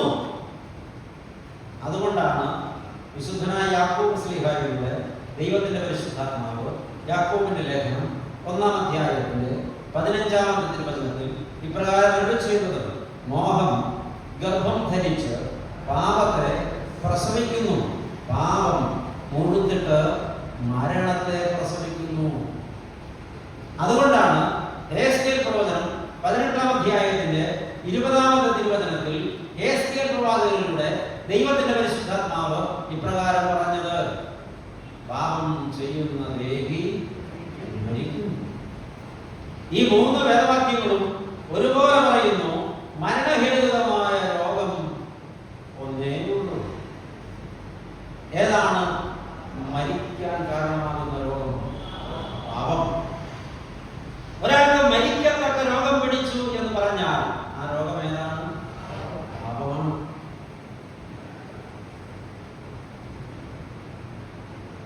ഒരാൾ മരിക്കുന്നത് പാപരോഗം പിടിപെടുമ്പോഴാണ്. പാപരോഗം ഒരാൾക്ക് ജീവൻ നഷ്ടപ്പെടുത്തും, ദൈവത്തോടുള്ള ബന്ധം മുറിക്കും, ആ വ്യക്തി ജീവനിൽ നിന്ന് അന്യപ്പെടും, ആ വ്യക്തി മരിച്ചു. വാത്സല്യമുള്ളവരെ, ഏതെങ്കിലും പാപം ഏതെങ്കിലും അളവിൽ ഇപ്പോൾ നിങ്ങളുടെ ജീവിതത്തിൽ അധികാരം നടത്തുന്നുണ്ടോ? സ്വന്തം മനസാക്ഷിയോട് ആഴത്തിൽ പരിശോധന കഴിയും. മദ്യപാനം പാപമാണ്, മദ്യപാനി പാപിയാണ്. മദ്യപാനി പാപിയായിരിക്കെ തന്നെ അവന് ജീവനാകുന്ന ദൈവവുമായി ബന്ധമില്ല, അവൻ മരിച്ചവനാണ്. മയക്കുമരുന്ന് ഉപയോഗിക്കുന്നത് പാപമാണ്. മയക്കുമരുന്ന് ഉപയോഗിക്കുന്നവർ ജീവനാകുന്ന ദൈവവുമായിട്ടുള്ള ബന്ധത്തിൽ നിന്ന് പിരിഞ്ഞവരാണ്. വചനപ്രകാരം അവർ മരിച്ചവരാണ്. വ്യഭിചാരം എന്നൊരു പാപമുണ്ട്.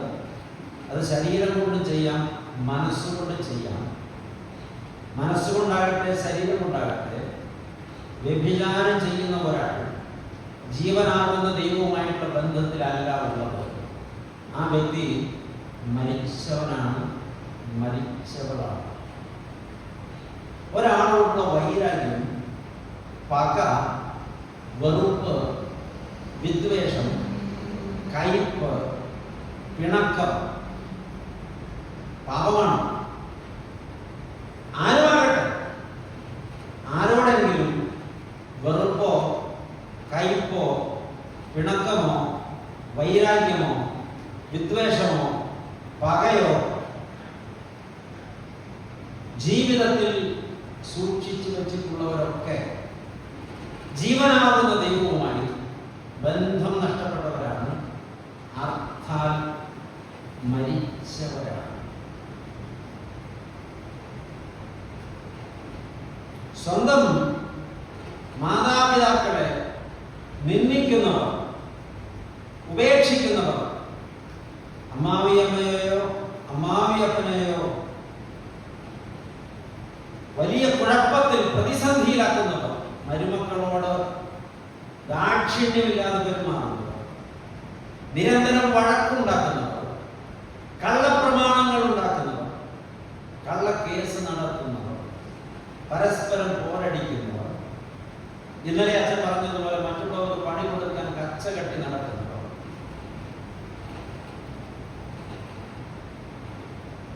പാപികളാണ്. ജീവനാകുന്ന ദൈവവുമായിട്ടുള്ള ബന്ധം വിലയേറിയവരാണ്. അഥാൽ മരിച്ചവരാണ്.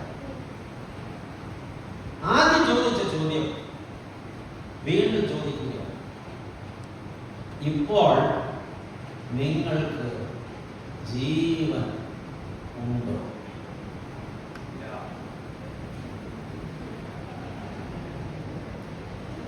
നമ്മുടെ ആളുകൾക്ക് ഉത്തരം മുട്ടുമ്പോൾ രക്ഷപ്പെടുവാൻ കണ്ടുപിടിച്ചിട്ടുള്ള ഒരു ഉപായമാണ് ചിരി.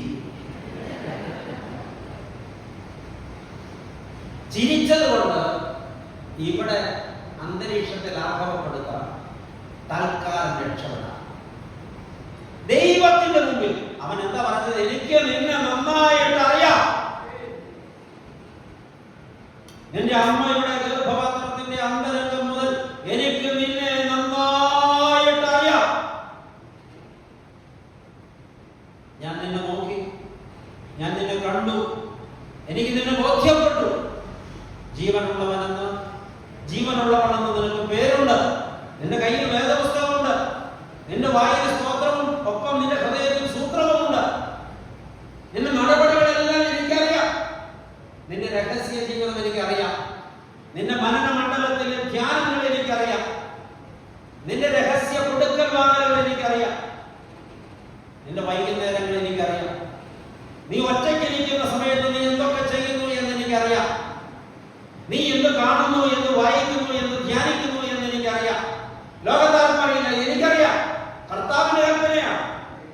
ഞാൻ നോക്കി, ഞാൻ കണ്ടു, എനിക്ക് ബോധ്യപ്പെട്ടു.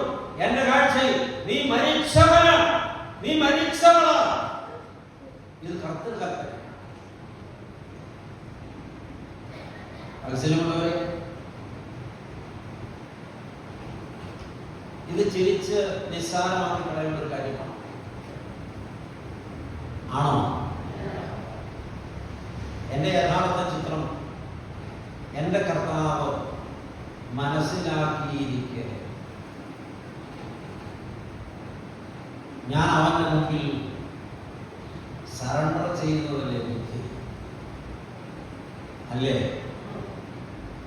അല്ലേ? അങ്ങനെയാണെങ്കിൽ ഈ വെള്ളിയാഴ്ച പകൽക്കാലം ഇത്രയും പേരുള്ളതാണ് ദൈവം ആകർഷിച്ചു കൊണ്ടുവന്നതാണ്. നിങ്ങൾ ഇതുവരെ നനച്ചു വെച്ചിരുന്നത് ഞാൻ ജീവനുള്ള ആളാണ്, ഞാൻ നല്ല ഭക്തനാണ്, ഭക്തയാണ്. വചനം ആഴത്തിൽ ഇടകീറി പരിശോധിച്ചപ്പോഴാണ് ഒരു കാര്യം മനസ്സിലായത്. എൻ്റെ ധാരണകളെല്ലാം തെറ്റിദ്ധാരണകളായി. എനിക്ക് എന്നെ കുറിച്ചുള്ള ധാരണകളെല്ലാം തെറ്റിദ്ധാരണകളായി. സത്യം മറ്റൊന്നാണ്, ഞാൻ മരിച്ചവളാണ്, ഞാൻ മരിച്ചവൾ. അപ്പൊ കർത്താവ് പറഞ്ഞത് സത്യമായില്ലേ? ആയില്ലേ? അപ്പൊ ഒരു കാര്യം നമുക്ക് എന്തായാലും ഇപ്പൊ ബോധ്യപ്പെടും, മരിച്ചവരാണ്. അപ്പൊ ചോദിക്കട്ടെ, ഈ അവസ്ഥയിൽ അങ്ങ് തുടർന്നാൽ മതിയോ? മരിച്ചാൽ പിന്നെ നമുക്ക് നടക്കാൻ പറ്റും? ആത്മ പോയി നടന്നില്ലേ? മരിച്ചാൽ പിന്നെയും തലമുറകൾക്ക് ജന്മം കൊടുക്കാൻ പറ്റും. ആദ്യം ഭൂമിയും തലമുറകൾക്ക് ജന്മം കൊടുത്തില്ലേ? ഇല്ലേ? മരിച്ചാൽ പിന്നെ കാണാൻ പറ്റും, കേൾക്കാൻ പറ്റും, അറിയാൻ പറ്റും, പറയാൻ പറ്റും, പഠിക്കാൻ പറ്റും, വിദ്യാഭ്യാസം കൂടുതൽ നേടാൻ പറ്റും, ജോലി നേടാൻ പറ്റും, ലോകപ്രകാരം പലതും സമ്പാദിക്കാൻ പറ്റും, പല സ്ഥാനമാനങ്ങളും അലങ്കരിക്കാൻ പറ്റും. പക്ഷെ ജീവനില്ല. ജീവനില്ലാത്തതിന് നമ്മുടെ നാട്ടിൽ എന്താ വിളിക്കുക? ആ ഉറക്കം പറഞ്ഞേ.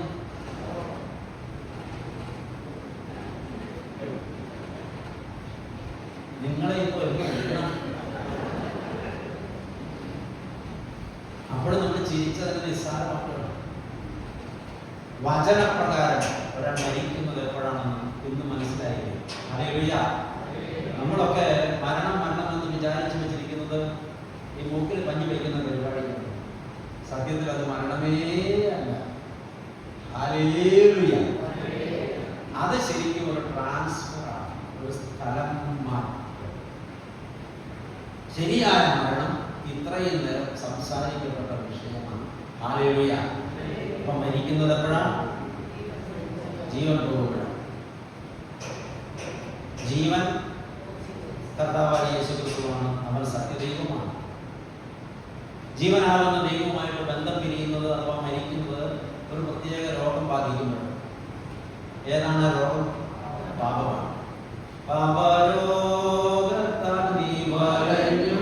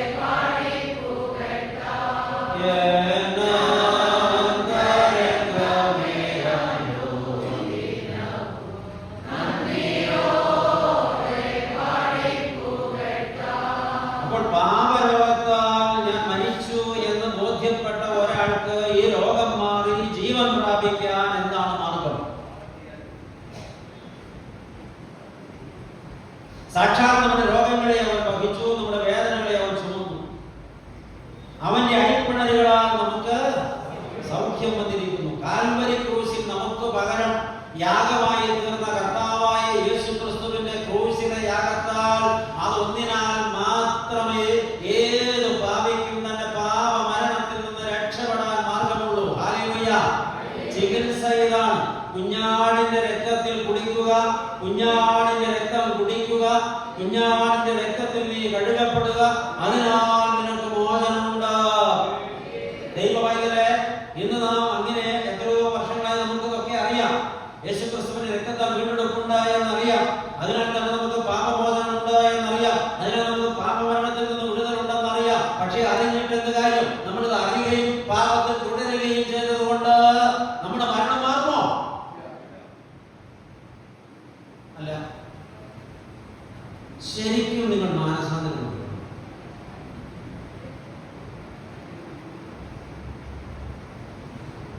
ചോദ്യം ഇഷ്ടമല്ലെന്ന് മനസ്സിലായി. പക്ഷെ ചോദിക്കാതിരിക്കാൻ പറ്റും.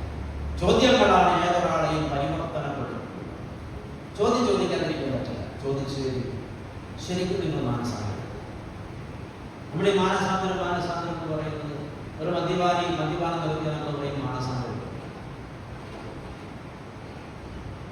ഒരു കൊലപാതകി പിന്നെ ഒരു കുമ്പസാരോട് നടത്തി ഇനി ഞാൻ അത് ചെയ്യില്ല എന്നുള്ള വേദപുസ്തകം കേട്ടിട്ട് നമ്മളൊരു മാനസാന്തരം. സത്യത്തിൽ എനിക്ക് തോന്നുന്നത് ഈ വേദപുസ്തകം കൊണ്ട് നടന്നതോടെ ഇനിയും മാനസാന്തരം. നമുക്ക് ഉള്ളിലൊരു മനുഷ്യനുണ്ട്, അകത്തെ മനുഷ്യൻ. അങ്ങനെ വചനം പഠിപ്പിക്കുന്നത് ഈ അകത്തെ മനുഷ്യനാണ് നന്നാവട്ടത്. ഇപ്പോഴും ഈ ദ്രവ്യാഗ്രഹം, ആഡംബരം, മത്സരം, പരസ്പരമുള്ള കുതികാൽവെട്ട്, പരസ്പരമുള്ള പോരാട്ടം. ഇന്നലെ പോയി പറയുന്നത് മറ്റുള്ളവർ പണി കൊടുക്കാനുള്ള ചിന്ത, ഇതൊക്കെ ഉള്ളിലിട്ടുകൊണ്ട് ഈ വേദപുസ്തകം കൊണ്ട് നടന്ന് ഈ പാട്ടുകളുണ്ടായതിനായിട്ട് നമുക്ക് വല്ല കാര്യമുണ്ടോ? ഉണ്ടോ? അടിസ്ഥാനപരമായി എന്റെ മനുഷ്യൻ ദൈവത്തിന് കൊള്ളാവുന്ന ആകണ്ടേ. എല്ലാ ഞായറാഴ്ചയും കുമ്പസാരിക്കുമല്ലോ. ജീവിതത്തിൽ ഇന്ന് വരെ ശരിക്കും ഒന്ന് കുമ്പസാരിച്ചു. ജീവിതത്തിൽ ഇന്ന് വരെ ഞാനൊന്ന് മാറണമെന്ന് സ്വയം ചിന്തിച്ചിട്ടുള്ളൂ.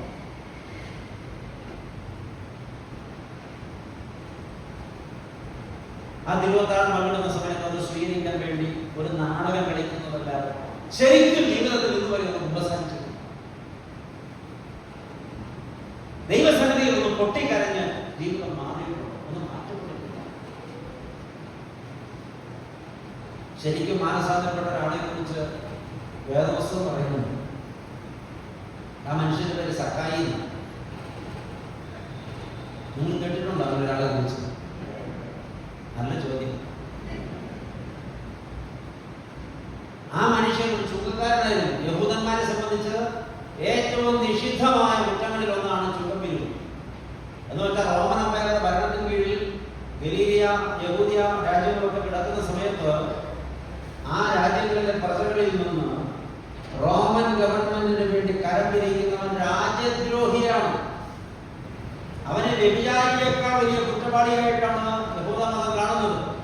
അവനെ പള്ളിയിൽ നിന്ന് പുറത്താക്കും, അവനെ സമൂഹത്തിൽ നിന്ന് പുറത്താക്കും, അവന് വീട്ടിൽ നിന്ന് പുറത്താക്കും, അവനെ മൊത്തത്തിൽ അവന് ഭ്രഷ്ടനാക്കി കൽപ്പിക്കും.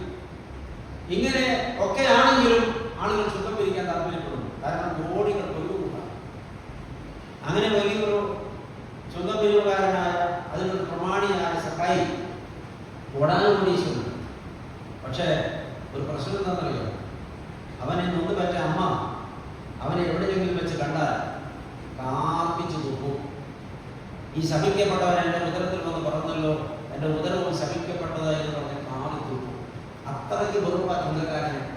ജന്മം കൊടുത്ത അപ്പൻ അവനെ കണ്ടാൽ, ഓ ഇങ്ങനെ എടുത്തിട്ട് ജന്മം കൊടുക്കാൻ എനിക്ക് ഇടവന്നല്ലോ, ഞാൻ ശാപഗ്രസ്തൻ എന്ന് പറഞ്ഞ് സ്വയം ശപിക്കുകയും അവനെ ആട്ടി തുപ്പുകയും ചെയ്യും.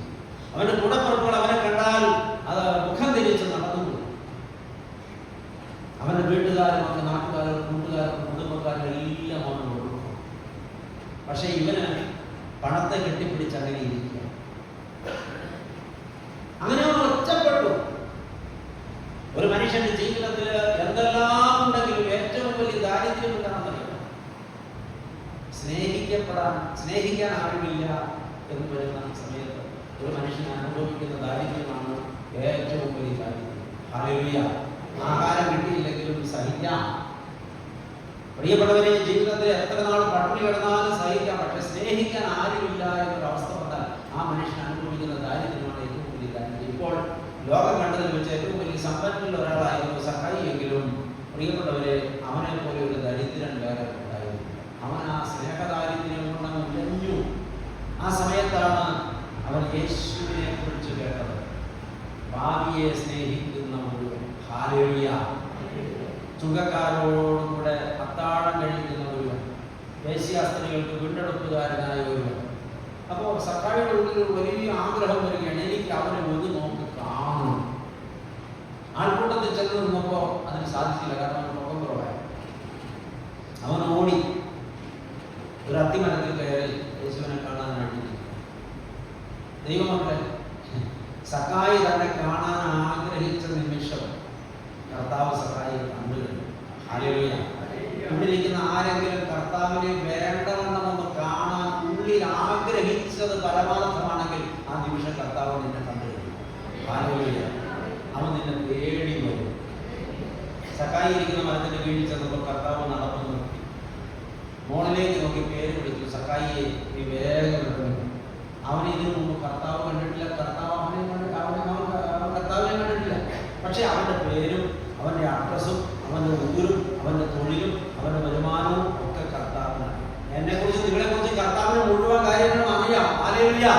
നീ താഴോട്ട് ഇറങ്ങുമോ? ഇന്ന് എന്റെ അത്താഴം നിന്റെ വീട്ടിലാണ്. യഹൂദന്മാരുടെ പാരമ്പര്യം അനുസരിച്ച് ഒരു വീട്ടിൽ അത്താഴം ഉണ്ടാൽ അന്ന് നമ്മളെ അന്ത്യം ഉറങ്ങുന്നതാണ്. അത്താഴം ഉണ്ടെങ്കിൽ യാത്ര പറയില്ല. ആമേൻ എന്ന് വെച്ചാൽ ഞാൻ നിന്റെ വീട്ടിൽ നിന്ന്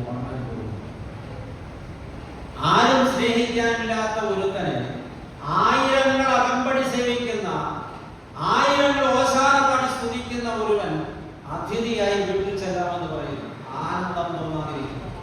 സഖായി ബന്ധപ്പെട്ട മരത്തെ നിന്ന് താഴെ ഇറങ്ങി പുരുഷാരത്തിന്റെ കൂട്ടത്തിൽ യേശുവിനോടൊപ്പം നടക്കുമ്പോൾ പുരുഷാരത്തിൽ ഒരു മുറുമുറുപ്പുണ്ടായി, ഒരു മർമ്മരമുണ്ടായി. ഈ ചതിയൻ, ഈ വഞ്ചകൻ, ഈ സമൂഹഭ്രഷ്ടൻ, ഈ പള്ളിഭ്രഷ്ടൻ, ഈ നീചൻ, ഈ ദുഷ്ടൻ, ഇവന്റെ വീട്ടിൽ യേശുക്രിസ്തു അത്താഴം കൊണ്ട് അന്തി തുറന്നുകയോ? അനുവദിക്കരുത്, അനുവദിക്കരുത്, അനുവദിക്കരുത്. വല്ല വിധേനയും യേശുവിനെ പിന്തിരിപ്പിക്കണം. ഈ ദുഷ്ടന്റെ വീട്ടിൽ യേശു പോകാൻ പാടില്ല, നമ്മളത് അനുവദിക്കരുത്. ഇങ്ങനെ ജനം പോകുന്നു. പുരുഷാരത്തിൽ പുറമുറപ്പിന്റെ ആരവം ഉയർന്നു വരുന്നത് സക്കായി കേട്ടു. ഇപ്പോൾ സക്കായിക്ക് ഒരു കാര്യം മനസ്സിലായി. ഞാൻ എന്തെങ്കിലും ഒരു നിർണായകമായ തീരുമാനം ഇപ്പോഴെടുത്തില്ലെങ്കിൽ എനിക്ക് കിട്ടിയ ചാൻസ് നഷ്ടപ്പെടും. ഹല്ലേലൂയ. ഇപ്പോൾ ഞാനൊരു നിർണായകമായ തീരുമാനം എടുത്തില്ലെങ്കിൽ എനിക്ക് കിട്ടിയ ചാൻസ് നഷ്ടപ്പെടും. സക്കായി പെരുവഴിക്ക് വട്ടം തിരിഞ്ഞു നിന്നിട്ട് ഉറക്കെ സകല ജനങ്ങൾക്ക് ഒരൊറ്റ ഡിക്ലറേഷനാണ്: കർത്താവേ, എന്നോട് പൊറുക്കണം, ഞാനൊരു പാപിയാണ്. പരസ്യമായി പെരുവഴിയിൽ നിന്ന് സക്കായി കുമ്പസാരിക്കുകയാണ്: കർത്താവേ, ഞാൻ ഒരുപാട് പേരോട് അന്യായമായി പണം വാങ്ങിയിട്ടുണ്ട്. അന്യായമായി വാങ്ങിയതെല്ലാം 4 മടങ്ങായി ഞാൻ മടക്കി കൊടുക്കാൻ തീരുമാനിച്ചിരിക്കുന്നു. മാത്രമല്ല, എന്റെ വസ്തുവകയിൽ നേർപകുതി ഞാൻ പാവങ്ങൾക്ക് കൊടുക്കാൻ തീരുമാനിച്ചു.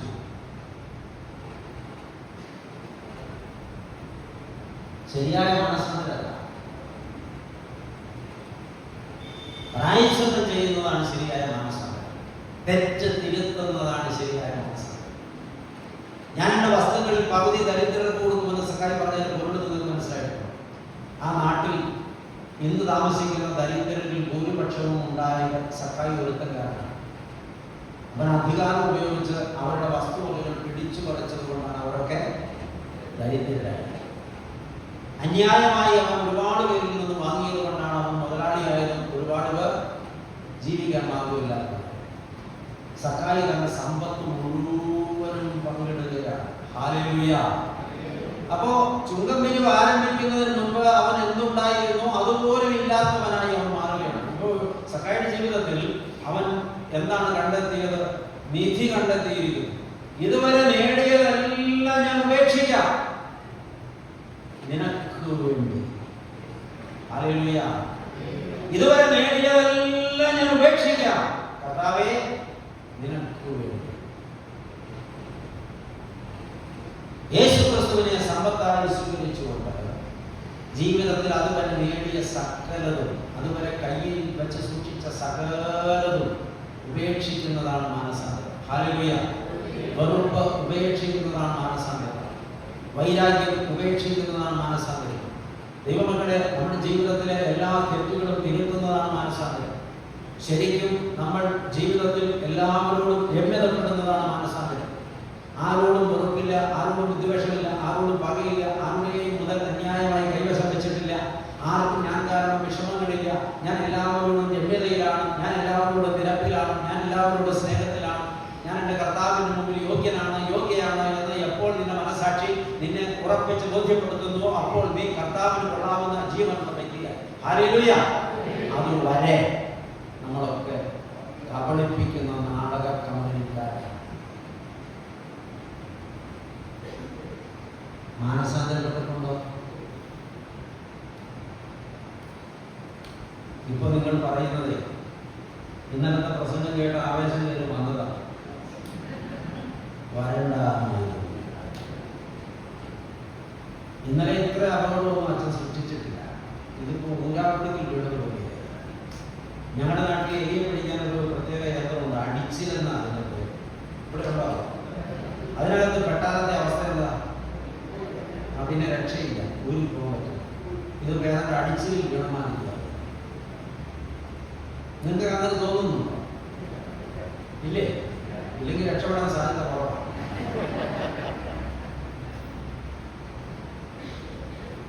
ലോകപ്രകാരം മരിച്ചാൽ വേണ്ടില്ല, ആത്മപ്രകാരം ജീവിക്കണം. ഹല്ലേലൂയ. ഹല്ലേലൂയ. ഹല്ലേലൂയ.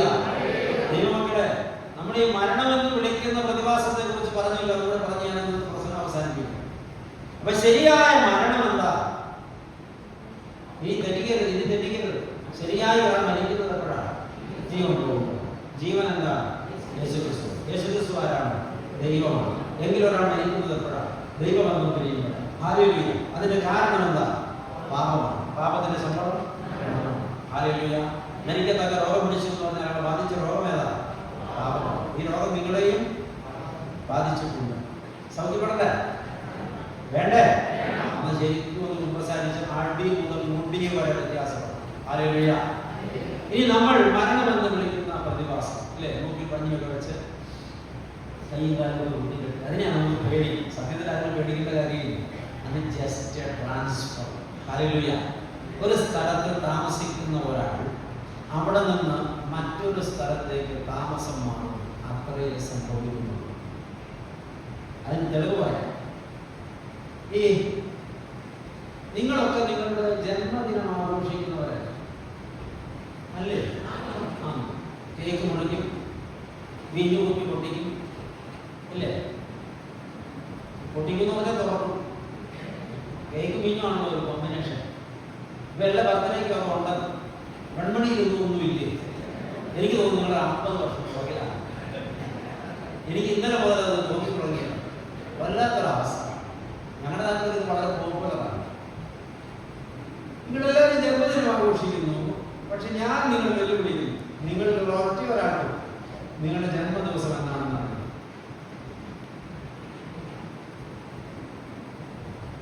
അറിയാം. അറിയാവോ? നിങ്ങൾ ആഘോഷിക്കുന്ന ദിവസം ആർക്കാണ് നിങ്ങൾ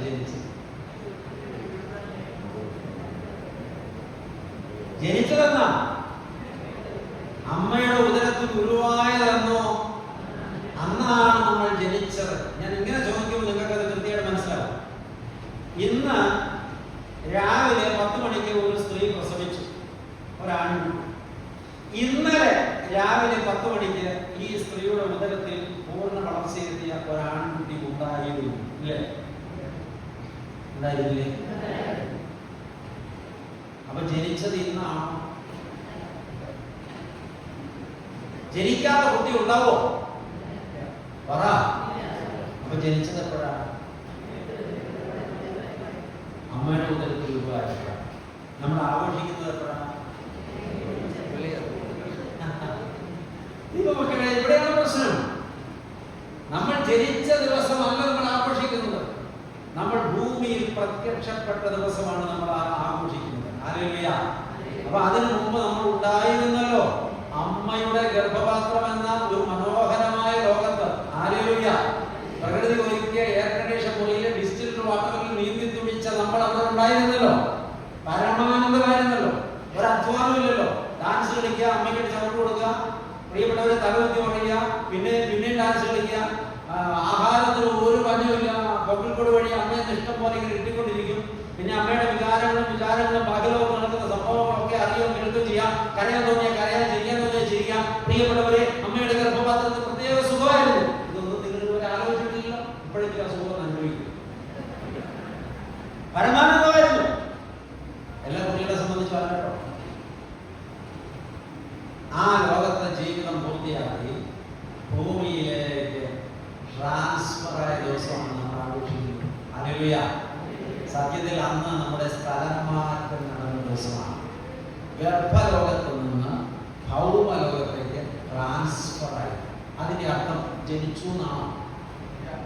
മരിച്ചു എന്നാണോ? അവിടെ ജനിച്ചിട്ടുമില്ല, മരിച്ചിട്ടുമില്ല. Just transfer. ഹല്ലേലൂയ.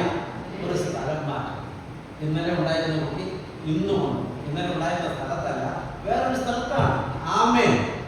അതാണ് ആദ്യത്തെ ട്രാൻസ്ഫർ. അങ്ങനെ ട്രാൻസ്ഫർ ആയി. ഞാൻ നിങ്ങൾ രണ്ടാമത്തെ ലോകത്ത് വന്നു. രണ്ടാമത്തെ ലോകത്തിന്റെ പേര് ഭൗമലോകം എന്നാണ്. നമ്മൾ ഈ ഭൗമലോകത്ത് ജീവിക്കുകയാണ്. ഇവിടെ നിന്നൊരു ട്രാൻസ്ഫർ ഉണ്ട്. ഇനി ഇതിന്റെ വ്യത്യാസമുണ്ട്. അമ്മയുടെ ഗർഭപാത്രത്തിൽ ഏകദേശം എല്ലാവർക്കും ഒരേ സമയമാണ് അനുവദിക്കപ്പെട്ടിരിക്കുന്നത്. ആയുർവേദ വിധി പ്രകാരം 9 മാസം 9 ദിവസം 9 നാഴിക 9 വിനാഴിക. അത് കൃത്യമാക്കാണ്.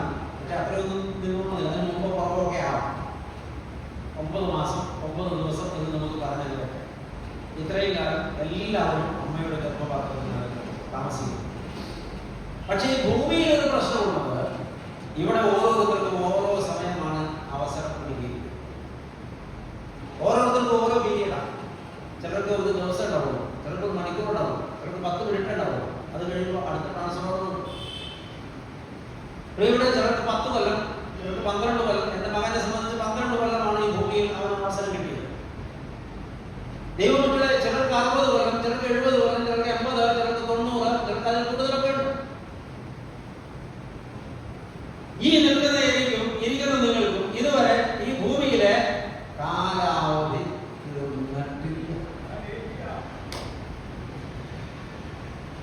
അടുത്ത നിമിഷം ചിലപ്പോ ഡെഡ് എൻഡിലെത്താം, റെഡ് ലൈൻ വീഴാം. നമുക്ക് നിശ്ചയമൊന്നുമില്ല. അങ്ങനെ വരുമ്പോ നമ്മൾ ഈ ഭൂമിയിലെ വാസം മതിയാക്കി മറ്റൊരു ലോകത്തേക്ക് താമസമാകും. അത് രണ്ടാമത്തെ ട്രാൻസ്ഫർ. അതിന് പേര് മരണമെന്നല്ല, സ്ഥലം മാറ്റം. Hallelujah, hallelujah. അതിന്റെ പേര് മരണമെന്നല്ല, സ്ഥലം മാറ്റമാണ്. ആദ്യം സംഭവിച്ചത് ജനനമല്ല, ഒരു സ്ഥലം മാറ്റമായിരുന്നു. ഇപ്പോൾ സംഭവിക്കാൻ പോകുന്നത് മരണമല്ല, സ്ഥലം മാറ്റമാണ്. ഹല്ലേലൂയ. ദൈവമക്കളെ, ഇനി അതിനെക്കുറിച്ച് കുറച്ചുകൂടെ വിവരമായിട്ട് പറഞ്ഞാൽ, ഈ ഗർഭപാത്രത്തിൽ എന്തിനാണ് ഈ 9 മാസം 9 ദിവസം ജീവിച്ചത്? എന്തിനായിരുന്നു? ഒരു 6 മാസമായപ്പോൾ കൊണ്ട് പോരാൻ പാടില്ല.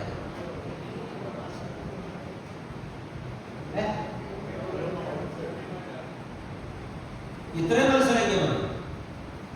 നമ്മൾ ചെന്നു ചേരേണ്ട ലോകത്ത് അഥവാ ഭൂമിയിൽ ജീവിക്കാനുള്ള യോഗ്യത പ്രാപിക്കേണ്ടതിനാണ് ഗർഭപാത്രത്തിൽ നിശ്ചിതകാലം താമസിച്ചത്. ഹല്ലേലൂയ. ഈ ഭൂമിയിൽ ജീവിക്കണമെങ്കിൽ കണ്ണ് വേണം, കണ്ണിന് കാഴ്ച വേണം, കാത് വേണം, കാതിന് കേൾവി വേണം, നാവ് വേണം, അധരം വേണം, കൈകൾ വേണം, കാലുകൾ വേണം, ഹാർട്ട് വേണം, കിഡ്നി വേണം, പ്രിയപ്പെട്ടവരെ ആന്തരികാവയവങ്ങളെല്ലാം വേണം. അപ്പോൾ ചുരുക്കി പറഞ്ഞാൽ ഗർഭലോകവാസം ഭൗമലോകവാസത്തിന് വേണ്ടി ഒരുങ്ങാനായിരുന്നു. ഹല്ലേലൂയ. ഇനി ചോദിക്കട്ടെ, ഒരാൾക്ക് അനുവദിക്കപ്പെട്ട 9 മാസവും 9 ദിവസവും പൂർത്തിയായി, പക്ഷെ കണ്ണുകൾ ഉണ്ടായില്ല. അപ്പോ കണ്ണുണ്ടാവാൻ വേണ്ടി 3 മാസം കൊണ്ട് എക്സ്റ്റൻഷൻ കൊടുക്കും. പിന്നെ എന്ത് സംഭവിക്കും? കണ്ണില്ലാതെ ട്രാൻസ്ഫർ ചെയ്യും. അങ്ങനെയാണ് ജന്മനാൽ അന്ധരായ ആളുകൾ പുറത്തുള്ളത്. ഒരാൾക്ക് ഈ സമയം പൂർത്തിയായപ്പോൾ കാലുകൾ ഉണ്ടായില്ല, എക്സ്റ്റൻഷൻ കൊടുക്കുക, കാലുണ്ടാവാൻ ഇല്ല. അപ്പോൾ ആയിരിക്കുന്ന അവസ്ഥയിൽ ട്രാൻസ്ഫർ ചെയ്യും. അങ്ങനെയാണ് കാലുകളില്ലാത്തവർ ഈ ഭൂമിയിൽ പുറത്തുള്ളത്. ഓക്കെ, അവരെ കുറിച്ചൊക്കെ ദൈവത്തിന് വലിയ പദ്ധതിയുണ്ട്. അവരെ കുറിച്ച് നമ്മൾ ഒരുപാട് ആശങ്കപ്പെടുകയൊന്നും വേണ്ട. അവർ ദൈവത്തിന് ഏറ്റവും പ്രിയപ്പെട്ടവരാണ്. അവരെ കുറിച്ച് ദൈവം കരുതിയിട്ടുള്ളൂ. എന്നാൽ ദൈവമക്കളെ, ഒരു തത്വമാണ് ഇവിടെ പറഞ്ഞത്. ഒരുങ്ങാൻ അനുവദിക്കപ്പെട്ട സമയത്ത്, ഇന്നത്തെ വിഷയത്തിലേക്ക് ഇത് കണക്ട് ചെയ്യാം. ഒരുങ്ങാൻ അനുവദിക്കപ്പെട്ട സമയത്ത് ഒരുങ്ങിയിട്ടുണ്ടെങ്കിലും ഒരുങ്ങിയിട്ടില്ലെങ്കിലും സമയം തീരുമ്പോൾ ട്രാൻസ്ഫർ ചെയ്യും.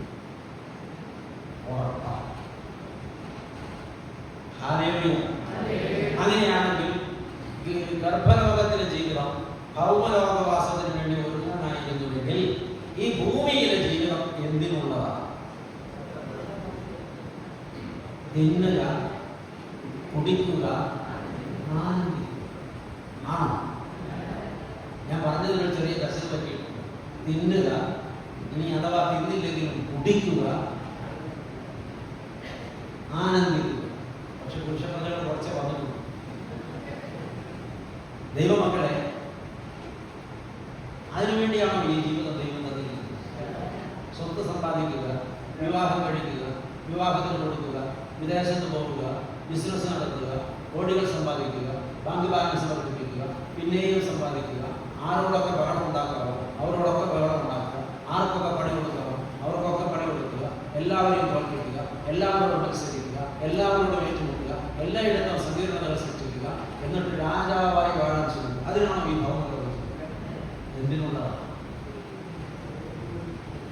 ഗർഭലോകവാസം ഭൗമലോകവാസത്തിന് വേണ്ടി ഒരുങ്ങാനുള്ളതായിരുന്നെങ്കിൽ ഭൗമലോകവാസം ആത്മലോകവാസത്തിന് വേണ്ടി ഒരുങ്ങാനുള്ളതാണ്. ഇവിടുത്തെ പ്രശ്നം എന്തെന്നറിയാമോ? ഗർഭലോകവാസ സമയം കഴിഞ്ഞിട്ട് ഒരുങ്ങിയിട്ടില്ലെങ്കിൽ ആയിരിക്കും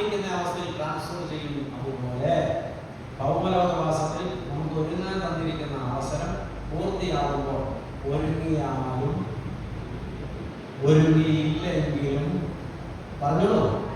ട്രാൻസ്ഫർ ഓർഡറുമായി ഒരുങ്ങിയിട്ടില്ലാത്തവർ അപ്പുറം പോയാൽ എന്തായിരിക്കും അവസ്ഥ? പറഞ്ഞോളൂ, പറഞ്ഞോളൂ. ഇപ്പോഴത്തെ കയ്യിലിരിപ്പും ഇപ്പോഴത്തെ ഉള്ളിലിരിപ്പും ഇപ്പോഴത്തെ സ്വഭാവവും ഇപ്പോഴത്തെ നടപ്പും ഇപ്പോഴത്തെ ചിന്താഗതിയും ഇപ്പോഴത്തെ പെരുമാറ്റ രീതിയും വെച്ച് ഇന്ന് ഉച്ചയ്ക്ക് 2 മണിക്ക് ട്രാൻസ്ഫർ ഓർഡറുമായി ദൂരം വന്നാൽ ലാഭമായിരിക്കുമോ നഷ്ടമായിരിക്കും?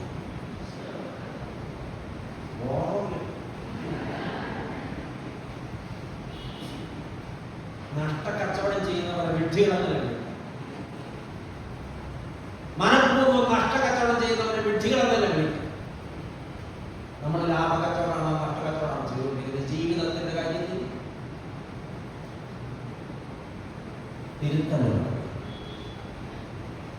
തിരുത്തല്ലേ?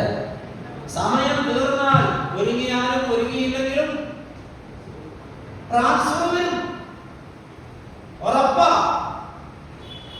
അതുകൊണ്ട് കണക്ട് ചെയ്ത് പറയട്ടെ, സമയത്തിലും അസമയത്തിലും ഒരുങ്ങിയ ഹല്ലേലൂയ. ദൈവത്തിന്റെ ഇടപെടലാണ്. അപ്പൊ നമ്മള് മരണത്തെ കുറിച്ച് പഠിച്ചു, ജീവനെ കുറിച്ച് പഠിച്ചു, ഒരുക്കത്തെ കുറിച്ച് പഠിച്ചു, ഈ ലൗകിക ജീവിതം എന്തിനാണെന്നും പഠിച്ചു. ഞാൻ ചോദിക്കട്ടെ, ഈ ആയുഷ് നമുക്ക് ഇതുവരെ തന്ന ദൈവം കണക്ക് ചോദിക്കുന്ന കാര്യം ഇന്ന് അച്ഛനെ ഓർമ്മപ്പെടുത്തുക. ഈ ആയുഷ് ഇന്ന് വരെയുള്ള ഈ ദിവസങ്ങൾ എന്നെ സൃഷ്ടിച്ച ഈ ഭൂമിയിലാക്കിയ ദൈവത്തിന് എന്നെ കൊണ്ട് എന്ത് പ്രയോജനമുണ്ടായി? ഞാൻ ദൈവത്തിന് വേണ്ടി എന്ത് ചെയ്യുന്നു? എനിക്ക് വേണ്ടി ഞാൻ അധ്വാനിച്ചു, എനിക്ക് വേണ്ടി ഞാൻ സമ്പാദിച്ചു, എനിക്ക് വേണ്ടി ഞാൻ ഒരുപാട് നേടി, ഞാൻ ഒരുപാട് ആസ്വദിച്ചു, ഞാൻ ഒരുപാട് ആനന്ദിച്ചു, ഞാൻ ഒരുപാട് ഉല്ലസിച്ചു, ഞാൻ ഒരുപാട് ജീവിതത്തിൽ രസിച്ചു. പക്ഷെ ദൈവത്തിന് എന്നെ കൊണ്ട് എന്ത് പ്രയോജനം ഉണ്ടായി?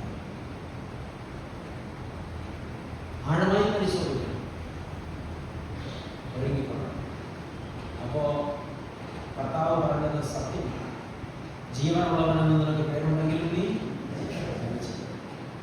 അങ്ങനെ മരിച്ചവരായി മടങ്ങാനല്ലോ കർത്താവ് നമ്മളെ വിളിച്ചു വരുത്തിയത്. എന്റെ മരണത്തെ ജീവനായി രൂപാന്തരപ്പെടുത്താൻ മതിയായ ദൈവം ഇവിടെ സന്നിഹിതനാണ്. ഹല്ലേലൂയ. ആ കർത്താവിന്റെ ശ്രേഷ്ഠതയേറിയ പാതയിൽ ഒന്ന് വിനയപ്പെടാമോ? ഒന്ന് താഴ്ന്നു കൊടുക്കാമോ? ഒന്ന് ഉള്ളു നോക്കി പ്രാർത്ഥിക്കാമോ? എല്ലാ അഹങ്കാരവും ഒന്ന് വെടിയാമോ? അഹങ്കാരമാണല്ലോ നമ്മുടെ അടിസ്ഥാനപരമായ കുഴപ്പം. അതുകൊണ്ടാണല്ലോ നാം പലർക്കും ക്ഷമ കൊടുക്കാത്തത്, അതുകൊണ്ടാണ് നാം പലരും ക്ഷമ ചോദിക്കാത്തത്, അതുകൊണ്ടാണല്ലോ നാം പലപ്പോഴും വിട്ടുവീഴ്ച ചെയ്യാത്തത്, അതുകൊണ്ടാണല്ലോ നമുക്ക് നിരപ്പാകാൻ കഴിയാത്തത്, അതുകൊണ്ട് തന്നെയാണല്ലോ നമ്മൾ വൈരാഗ്യം വെച്ചുകൊടുക്കുന്നത്. അതൊന്ന് വെടിയാമോ? ഒന്ന് നിലപ്പറ്റ താഴാമോ? ദൈവസന്നിധിയിൽ ഒന്ന് സാഷ്ടാംഗം വീഴാമോ? ഈ സമയത്ത് നമുക്ക് പ്രാർത്ഥിക്കാം. നമ്മുടെ തലകളെ വളർത്താം, കണ്ണുകളെ അടയ്ക്കാം. ഈ വചനങ്ങൾ ഹൃദയത്തിൽ തട്ടി വാസ്തവമായിട്ടും ഞാൻ കർത്തൃസന്നിധിയിൽ എന്നെ തന്നെ പരിവർത്തനപ്പെടുത്തേണ്ടതുണ്ട് എന്ന് ബോധ്യപ്പെട്ട ദൈവങ്ങൾക്ക് ഉള്ളുതുറങ്ങി പ്രാർത്ഥിക്കാനുള്ള സമയമാണ്. ചങ്കുപൊട്ടി പ്രാർത്ഥിക്കാനുള്ള സമയമാണ്. പാപങ്ങളെ ഏറ്റുപറഞ്ഞ് ഉപേക്ഷിക്കാനുള്ള സമയമാണ്. ശരിക്കും ഒന്ന് കുമ്പസാരിക്കാനുള്ള സമയമാണ്. ഇനി ഒരവസരം കൂടെ ജീവിതത്തിലുണ്ട് എന്ന ഒരു ഉറപ്പുമില്ലാത്തതിനാൽ അടിമുടി വ്യത്യാസപ്പെടേണ്ട ദിവസമാണ്. ഇത് ഏറ്റവും നല്ല സന്ദർഭമാണ്. ഒന്ന് ഉള്ളുരുകി പ്രാർത്ഥിച്ചതിന് ആത്മാർത്ഥമായിട്ട് പാപങ്ങളിലേക്ക് ദൈവത്തിന്റെ സന്നിധിയിൽ ഒന്ന് സമർപ്പിച്ചു രഹസ്യ ജീവിതം കണ്ടവന്റെ മുമ്പിൽ നൽകിക്കൊണ്ട്, എനിക്ക് നിന്നെ അമ്മയുടെ ഗർഭപാത്രം മുതൽ നന്നായിട്ട് അറിയാമെന്ന് അടിവരയിട്ട് പറഞ്ഞ കർത്താവിന്റെ മുമ്പിൽ നൽകിക്കൊണ്ട് ഉള്ളുരുകി പാപങ്ങളെ നേരിട്ടു. അപ്പാ, ഞാൻ യോഗ്യനല്ല, ഞാൻ യോഗ്യയല്ല, ഞാൻ എൻ്റെ ജീവിതത്തിൽ ഒരുങ്ങേണ്ടതുപോലെ ഒരുങ്ങിയിട്ടില്ല. കർത്താവേ, എന്നിൽ ഒരുപാട് പാപങ്ങളുണ്ട്, ഒരുപാട് ആസക്തികളുണ്ട്. ദൈവമേ, ഞാനൊരു അഹങ്കാരിയാണ്, ഞാനൊരു മത്സരിയാണ്, ഞാൻ ഒരുപാട് പേരോട് വൈരം വെച്ച് പുലർത്തുന്നു. എൻ്റെ ഉള്ളിൽ നിറയെ വെറുപ്പും പകയും കത്തി കാണുകയാണ്. കർത്താവേ, ഞാൻ ഈ ആയുസ്സിൽ അനേകം പേർക്ക് വെറുതെ പണി കൊടുക്കാൻ ശ്രമിച്ചിട്ടുള്ളതാണ്. ഒരുപാട് പേരെ കണ്ണുനീർ കുടിപ്പിച്ചിട്ടുണ്ട്, ഒരുപാട് പേരുടെ വീഴ്ചയിൽ ഞാൻ ആഹ്ലാദിച്ചിട്ടുണ്ട്. ഒരുപാട് പേർ തകർന്നു വീഴുന്നത് കണ്ട് ഞാൻ കൈ കൊട്ടി ചിരിച്ചിട്ടുണ്ട്. കർത്താവേ, ഞാൻ ഒരുപാട് പേർക്കെതിരെ കള്ളസാക്ഷി പറഞ്ഞിട്ടുണ്ട്. ഒരുപാട് പേരെ അവർ കരയുന്നത് കാണാൻ വേണ്ടി മനഃപൂർവ്വം ഞാൻ അവർക്ക് എതിരെ കളവ് പറഞ്ഞിട്ടുണ്ട്. കർത്താവായ ദൈവമേ, എൻ്റെ ജീവിതം ഒരുപാട് ദുഷിച്ച ജീവിതമാണ് എന്ന് നീ എന്നോട് ചന്ത തകർത്തുമാർ എന്നെ കണ്ണിൽ ചൂണ്ടി പറഞ്ഞു. നീ മരിച്ചവനാണ്, നീ മരിച്ചവളാണ്. കർത്താവ് നിഷേധിക്കാൻ കഴിയുന്നില്ല. സത്യമായിട്ടും ഞാൻ ഈ കേട്ടത് യാഥാർത്ഥ്യമാണ്. നിന്റെ കണ്ണിൽ ഞാൻ മരിച്ചവനാണ്, മരിച്ചവനാണ്. എന്നാൽ എനിക്ക് വേണ്ടി എൻ്റെ പാപത്തിന് പ്രായശ്ചിത്തമാക്കുക കാൽവരി ക്രൂശിൽ യാഗമായി തോന്നി പരമപരിശുദ്ധനായ കൊണ്ടുതമ്പുരാൻ എനിക്ക് കുരിശിലെ യാഗത്താൽ എനിക്ക് വീണ്ടെടുപ്പുണ്ട്. ഞാൻ പാപത്തിൽ തുറന്നുകൊണ്ട് ആ വീണ്ടെടുപ്പ് എനിക്ക് അവകാശിക്കാൻ കഴിയില്ല. ഞാൻ വൈരാഗ്യത്തിൽ തുറന്നുകൊണ്ട് ആ വീണ്ടെടുപ്പ് എനിക്ക് അവകാശിക്കാൻ കഴിയില്ല. ഞാൻ അഹങ്കാരം സൂക്ഷിച്ചുകൊണ്ട് ആ വീണ്ടെടുപ്പ് എനിക്ക് അവകാശിക്കാൻ കഴിയില്ല. അതുകൊണ്ട് ഞാൻ നിലമ്പറ്റത്താണ്. ദൈവം എൻ്റെ മുമ്പിൽ നിരപ്പ് പ്രാപിച്ചു. ഞാൻ നിന്നിൽ നിന്നുള്ള രക്ഷ സ്വായത്തമാക്കി. കർത്താവേ, ഈ പാട്ടുകാരൻ അനുഗ്രഹിക്കപ്പെട്ടവരായി, സൗഖ്യപ്പെട്ടവരായി, ബന്ധനത്തിൽ നിന്ന് മോചനം പ്രാപിച്ചവർ, സമാധാനം പ്രാപിച്ചവർ, ദൈവം നിനക്ക് കൊള്ളാവുന്നവരായി, ജീവനുള്ളവരായി ഈ ആലയത്തിൽ നടക്കുക. നീ നമ്മളെ സഹായിക്കണമെന്ന് പ്രാർത്ഥന. നിന്റെ കരുണ, നിന്റെ കൃപ, നിന്റെ സ്നേഹം, നിന്റെ വാത്സല്യം ഞങ്ങളെ പൊതിഞ്ഞു പിടിക്കണം. ഇനി ആലയത്തിൽ വന്നത് ഞങ്ങളുടെ ജീവിതം അടിമുടി വ്യത്യാസപ്പെടുവാൻ മുഖാന്തരമാക്കി തീർക്കും. കൃപ കൂടെ ഇരിക്കണം. പ്രാർത്ഥന കേട്ടതുകൊണ്ട് സ്തോത്രം. ഞങ്ങൾ നിനക്കും ഏകജാതം പരിശുദ്ധാത്മാവിനും സ്തുതിയും സ്തോത്രവും സമർപ്പിക്കുന്നു, ഇപ്പോഴും എപ്പോഴും എന്നേക്കും തന്നെ. ദൈവം അനുഗ്രഹിക്കും.